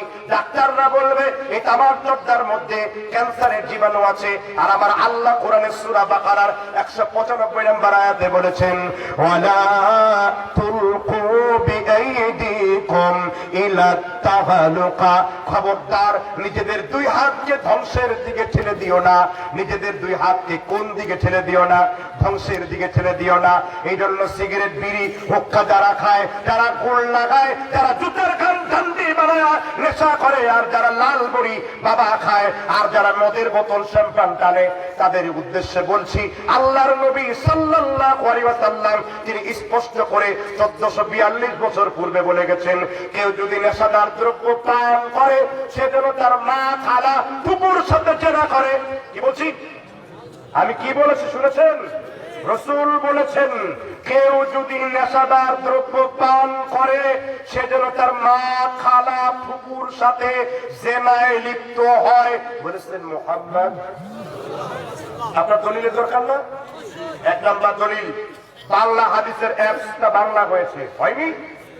এর 1668 নম্বর হাদিস, হাদিস সম্ভার, এই বইয়ের 1668 নাম্বার। এবার হুজুররা বলবে, হুজুর আমরা বাংলা মানি না, তো আরবি দলিল আপনাকে দিচ্ছি। তাবারানি এর 3345 নম্বর হাদিস, 3345 নম্বর হাদিস। হাদিসটা বলবো কিনা? ও আনা আব্দুল্লাহ, পেছনের লোকরা সামনে আসেন, আপনারা নিজে দেখতে বসে যাবেন, ভাই নিজে দেখতে বসে যাবেন। ও আনা আব্দুল্লাহ ইবনু আব্বাস রাদিয়াল্লাহু আনহু সামি'তু রাসূলুল্লাহ সাল্লাল্লাহু আলাইহি ওয়াসাল্লাম। সাহাবার নাম কি পড়েছি? মুখস্থ আছে। কি বলেছি সাহাবার নাম? আব্দুল্লাহ ইবনে আব্বাস। তিনি আল্লাহর নবী মুহাম্মদ রাসূলুল্লাহর কি হন? আপন চাচাতো ভাই। আপন চাচাতো কি ভাই। আল্লাহর নবী একদিন মাইমুনার ঘরে সময় কাটালেন, রাত্র অতিবাহিত করলেন। ইবনে আব্বাস বিক্ষিপ্ত ভাবে নামাজ পড়তেছিলেন। আল্লাহর নবী নামাজে দাঁড়ায়া ইবনে আব্বাসকে টেনে নবীর কাতিবিল কাতিব পায়ের সাথে পা, কাঁধের সাথে কাঁধ মিলাইয়া দাঁড় করালেন। আল্লাহর নবী ইবনে আব্বাসের জন্মের সময় দোয়া করেছেন তার চাচা আব্বাসের করে থাকা অবস্থায়, আল্লাহুম্মা তাফাক্কাহু ফিদ্দীন, আল্লাহ তুমি তাকে দ্বীনের ব্যাপারে স্পষ্ট জ্ঞান দান করো। এই জন্য সাহাবীদের মধ্যে সবথেকে কোরআনের ব্যাখ্যা যিনি ভালো বুঝতেন তিনি হলেন রাইসুল মুফাসসিরিন আব্দুল্লাহ ইবনে আব্বাস রাদিয়াল্লাহু আনহু। পরিচয় দিলাম তো। এবার হাদিস আবার বলি। ওয়ানা আব্দুল্লাহ ইবনে আব্বাস রাদিয়াল্লাহু আনহু সামি'তু রাসূলুল্লাহ সাল্লাল্লাহু আলাইহি ওয়াসাল্লাম। ইবনে আব্বাস বলেছেন, আমার নবী আমার চাচাতো ভাই মুহাম্মদ রাসূলুল্লাহর কাছ থেকে আমি শুনেছি, আমার নবী মুহাম্মদ রাসূলুল্লাহর কাছ থেকে আমি শুনেছি, আল খামরু উম্মুল ফাওয়াহিশ, নেশাদার দ্রব্য হলো সমগ্র গুনাহের মা। আবার বলছি, আল খামরু উম্মুল ফাওয়াহিশ, নেশাদার দ্রব্য হলো সমগ্র গুনাহের মা। বলেছেন মুহাম্মদ। আল্লাহর নবী তারপর বলেছেন, মুফতিদেরকে চ্যালেঞ্জ রইল, পৃথিবীর কিয়ামত পর্যন্ত আলেমদেরকে চ্যালেঞ্জ রইল। আমার নবী তারপর বলেছেন, ফামান শারাবাহা ফাওয়াকা আলা উম্মিহি ওয়া খালাতিহি ওয়া আম্মাতিহি, সে যেন তার মা, সে যেন তার খালা, আর সে যেন তার ফুফুর সাথে জেনা করল।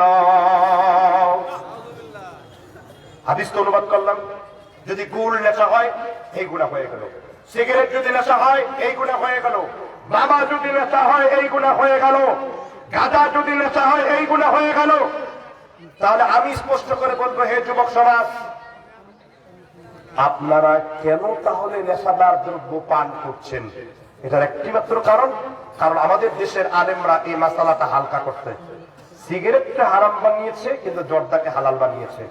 আপনি যান জর্দা গাছের খবর নিয়ে দেখুন, দেখবেন যে কোন নেশাদার দ্রব্য মানে কোন প্রাণী সেখানে খায় না, কিন্তু আমার দেশের লোকেরা সেই নাপাক খাবারটা খায়। আমি মুসনাদ আহমদের জাহান্নামের বিবরণে একটা হাদিস পড়ছিলাম, জাহান্নামীদের নাক আর মুখ দিয়ে ধোঁয়া বের হবে। এবার বলেন কোন শ্রেণীর লোকের নাক আর মুখ দিয়ে ধোঁয়া বের হয়? যারা সিগারেট খাচ্ছে। রাসূলের হাদিস দিয়ে মিলালে দেখা যাচ্ছে তাদের নাক আর মুখ দিয়ে দুখান বের হচ্ছে, ধোঁয়া বের হচ্ছে। তাহলে ও তো একটা ডাইরেক্ট হাদিয়াতুল লোকের আলামত। যার নাক আর মুখ দিয়ে কি বের হচ্ছে? ধোঁয়া বের হচ্ছে। ফিল্মটা তো এমনিতে জিরোর জীবন, আর নাক আর মুখ দিয়ে কি বের হচ্ছে? ধোঁয়া বের হচ্ছে। এর কারণ কি? এর কারণ এই বেটা একটা উৎকৃষ্ট জাহান্নামের উদাহরণ। কারণ এই উদাহরণটা আমি দেইনি, দিয়েছে মোহাম্মদ। হুজুর বলেন কি? তাহলে ফাউন্ডেশনকে জ্বালিয়ে দিতে হবে। ফাউন্ডেশন তো এটা অনুবাদ করে বাজারে ছেড়ে দিয়েছে। সুতরাং আমার কাজ তো অনুবাদ করা, দলিল প্রমাণ, অথেন্টিক দলিলগুলো আপনার সঙ্গে উপস্থাপন করা। এই জন্য নেশা করলে আপনার লাভ না আমার লাভ, কারোই লাভ না, বরং মহা ক্ষতি। কারণ নেশার মধ্যে আছে ক্যান্সারের জীবাণু, তাই না? কিন্তু আমাদের দেশে তারপরও নেশা করেই যাচ্ছে, নেশা থেকে নিজেকে নিবৃত্ত করতে পারছে না। এর একটি মাত্র কারণ হলো আমাদের দেশের আলেমদের এই স্লট ফতোয়া।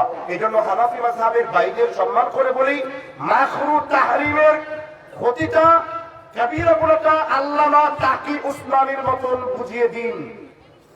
আল্লামা তাকি উসমানী ফিকহি মাকালাতের ৪র্থ খণ্ডে ১৩০ পৃষ্ঠার দিকে উর্দুতে তিনি লিখেছেন, এই যে বর্তমানের যে তামাকজাত দ্রব্য, এমনকি যেখানে আমি পড়েছি জামিয়া রহমানিয়া ৭ মসজিদ, মাসিক রহমানি পয়গমে প্রস্তুত করে এসেছে যে এই ধূমপান করাটা, তামাকজাত দ্রব্য খাওয়াটা, জর্দা খাওয়াটা মাকরু তাহরিমের অন্তর্ভুক্ত।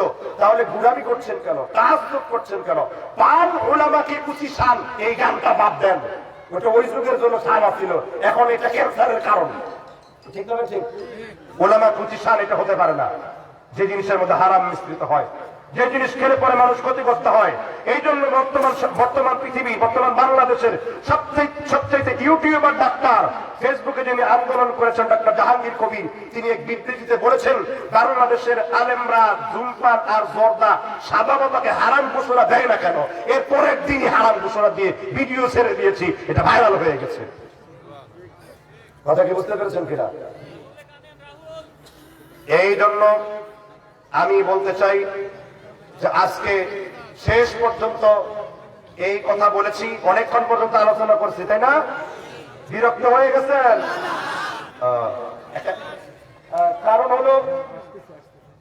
কারণ হলো কিছু কিছু জিনিস হলো কি, মানে আল হাক্কু মুররুন, সত্যটা একটু তিতা। তো মা খালা ফুপুর সাথে জেনা করার কথাটা তো আর সহজে হজম করা যায় না, অভ্যাসটা তো আর পাল্টানো যায় না, তাই না? অভ্যাসটা তো আর পাল্টানো যায় না, এই জন্য একটু লেগে যায় মাঝে মধ্যে, একটু লাগার দরকার আছে। কারণ পুরাটা গাললেই তো আপনি ভালো হবেন, পুরা বড় হলে পুরা টন ব্যথা টন করে উঠবে। এই জন্য পুরাটা গেলে দিচ্ছি, আর জীবনে কোনোদিন সিগারেট গুল হকার মতো মুখ লাগাবেন না। এই জন্য আমি আপনাদেরকে স্পষ্ট করে বক্তব্য দিতে চাই, কোরআন দরকার দিয়েছি, হাদিস দরকার বলেছি, কিতাবের ইবারত পড়া দরকার আরবিতে পড়েছি, মুদাল্লাল হয়ে দলিল ভিত্তিক কথা বলা দরকার দিয়েছি। কোন কিতাবের কত পৃষ্ঠা, কত নম্বর ছাপ, কত নম্বর সন উল্লেখ করে দালিলিক ভাবে কথা বলেছি। আমি এই পর্যন্ত যতক্ষণ বক্তব্য দিয়েছি, একটি কথা নিজের পক্ষ থেকে অনুবাদ করার চেষ্টা করিনি। আমার আমিত্ব বলে কোনো কিছুই নাই। আমার জীবনে যত শ্বাস থাকবে, আমার জীবনের যতদিন পর্যন্ত স্পন্দন থাকবে, আমার প্রতিটি রক্তকণা কুল্লু ইবাদাতিন লাম ইয়াতাআব্বাদহা আসহাবু রাসূলুল্লাহ সাল্লাল্লাহু আলাইহি ওয়াসাল্লাম, আমার ইবাদত, আমার আমল, আমার কওল, আমার নীতি, আমার বিবৃতি, আমার উদ্ধৃতি সব হবে কোরআন এবং সুন্নাহ নির্ভর। আমরা বলতে পারি জাতির সামনে আমরা কোনোদিন ধর্মের নামে ধোঁকা দেব না। জাতিকে যদি আমরা স্কুল, কলেজ, কালভার্ট, ইউনিভার্সিটি কিছু করে দিতে না পারি, জাতি যাতে করে শিরক এবং বিদআতকে বর্জন করে একটি সুদৃঢ় পথের উপর চলতে পারে, আমরা সেই গাইডলাইন দেখাবার চেষ্টা করব এবং আমরা নিজেরাও সেটার উপর অনুসরণ করার চেষ্টা করব। সুতরাং সম্মানিত উপস্থিতি, একটি কথা ধৈর্যের সাথে মোকাবেলা করবেন। সেই কথাটি হলো একটি, যে আলোচনাগুলো করলাম এটা রিভিউ হওয়া দরকার। আমি আলোচনা করেছি বর্তমান যুব সমাজ ধ্বংসের কারণ ও তার প্রতিকার। আমার আলোচনার রিভিউটা হলো, আমি প্রথম আলোচনা করেছি আমাদের মডেল হলো, আইডল হলো মুহাম্মদ রাসূলুল্লাহ সাল্লাল্লাহু আলাইহি ওয়াসাল্লাম। এরপরে আমরা আলোচনা করেছি যে যুবকদের ধ্বংসের একটি বড় হাতিয়ার হলো বর্তমানের মোবাইল ফোনটি, ঠিক না? এরপরে আমি তার কুফল আপনাদের সামনে তুলে ধরেছি। এরপরে আমি দুইটি মেডিসিন দিয়েছি যে যুবকদের খুব বেশি বেশি মৃত্যুর জিকির করা উচিত, পরকালের কথাগুলো বোঝা উচিত। এরপর আমি দিয়েছি যুবকদের যেই গ্রন্থটা অনুসরণ করলে, যেই বইটা ভালো করে পড়ালেখা করলে পরে অনেক অসত্যকে জানা যাবে, অনেক ইতিহাস, অজানা ইতিহাসকে ভালো করে মন্থন করা যাবে, অনেক জ্ঞানের গুড়ামিটা পরিত্যাগ হবে, সেটি হলো কোরআনুল কারীমের চর্চা। আর আমি যেটা দিয়েছি সেটা হলো সুদীর্ঘভাবে কোরআন এবং সুন্নাহকে নির্ভর করে কথা বলা। এই জন্য আমি বলতে চাই, কথা স্পষ্ট, কথা একটি হবে, আমাদের স্লোগান একটি, যত সকল প্রকার বিধানকে দুমড়ে মুছড়ে দিতে হবে, ওই বিধানকে সমাজের মধ্যে প্রতিষ্ঠিত করতে হবে। আমরা প্রতিটি ক্ষেত্রে যেন কোরআন এবং সুন্নাহ নির্ভর অনুযায়ী জীবন যাপন করতে পারি, আমি সেই আশা ব্যক্ত করছি। আজ এই পর্যন্তই। যদি কেউ আমার কথায় কোরআন হাদিস শুনে কষ্ট পেয়ে থাকেন, এজন্য আমি দুঃখিত না। যদি আমার ব্যক্তিগত কোনো কারণে কষ্ট পেয়ে থাকেন, এজন্য আমি দুঃখিত। আজ এই পর্যন্তই। সুবহানাকাল্লাহুম্মা ওয়া বিহামদিকা আশহাদু আল্লা ইলাহা ইল্লা আনতা আস্তাগফিরুকা ওয়া আতুবু ইলাইক। আসসালামু আলাইকুম ওয়া রাহমাতুল্লাহ ওয়া বারাকাতুহু।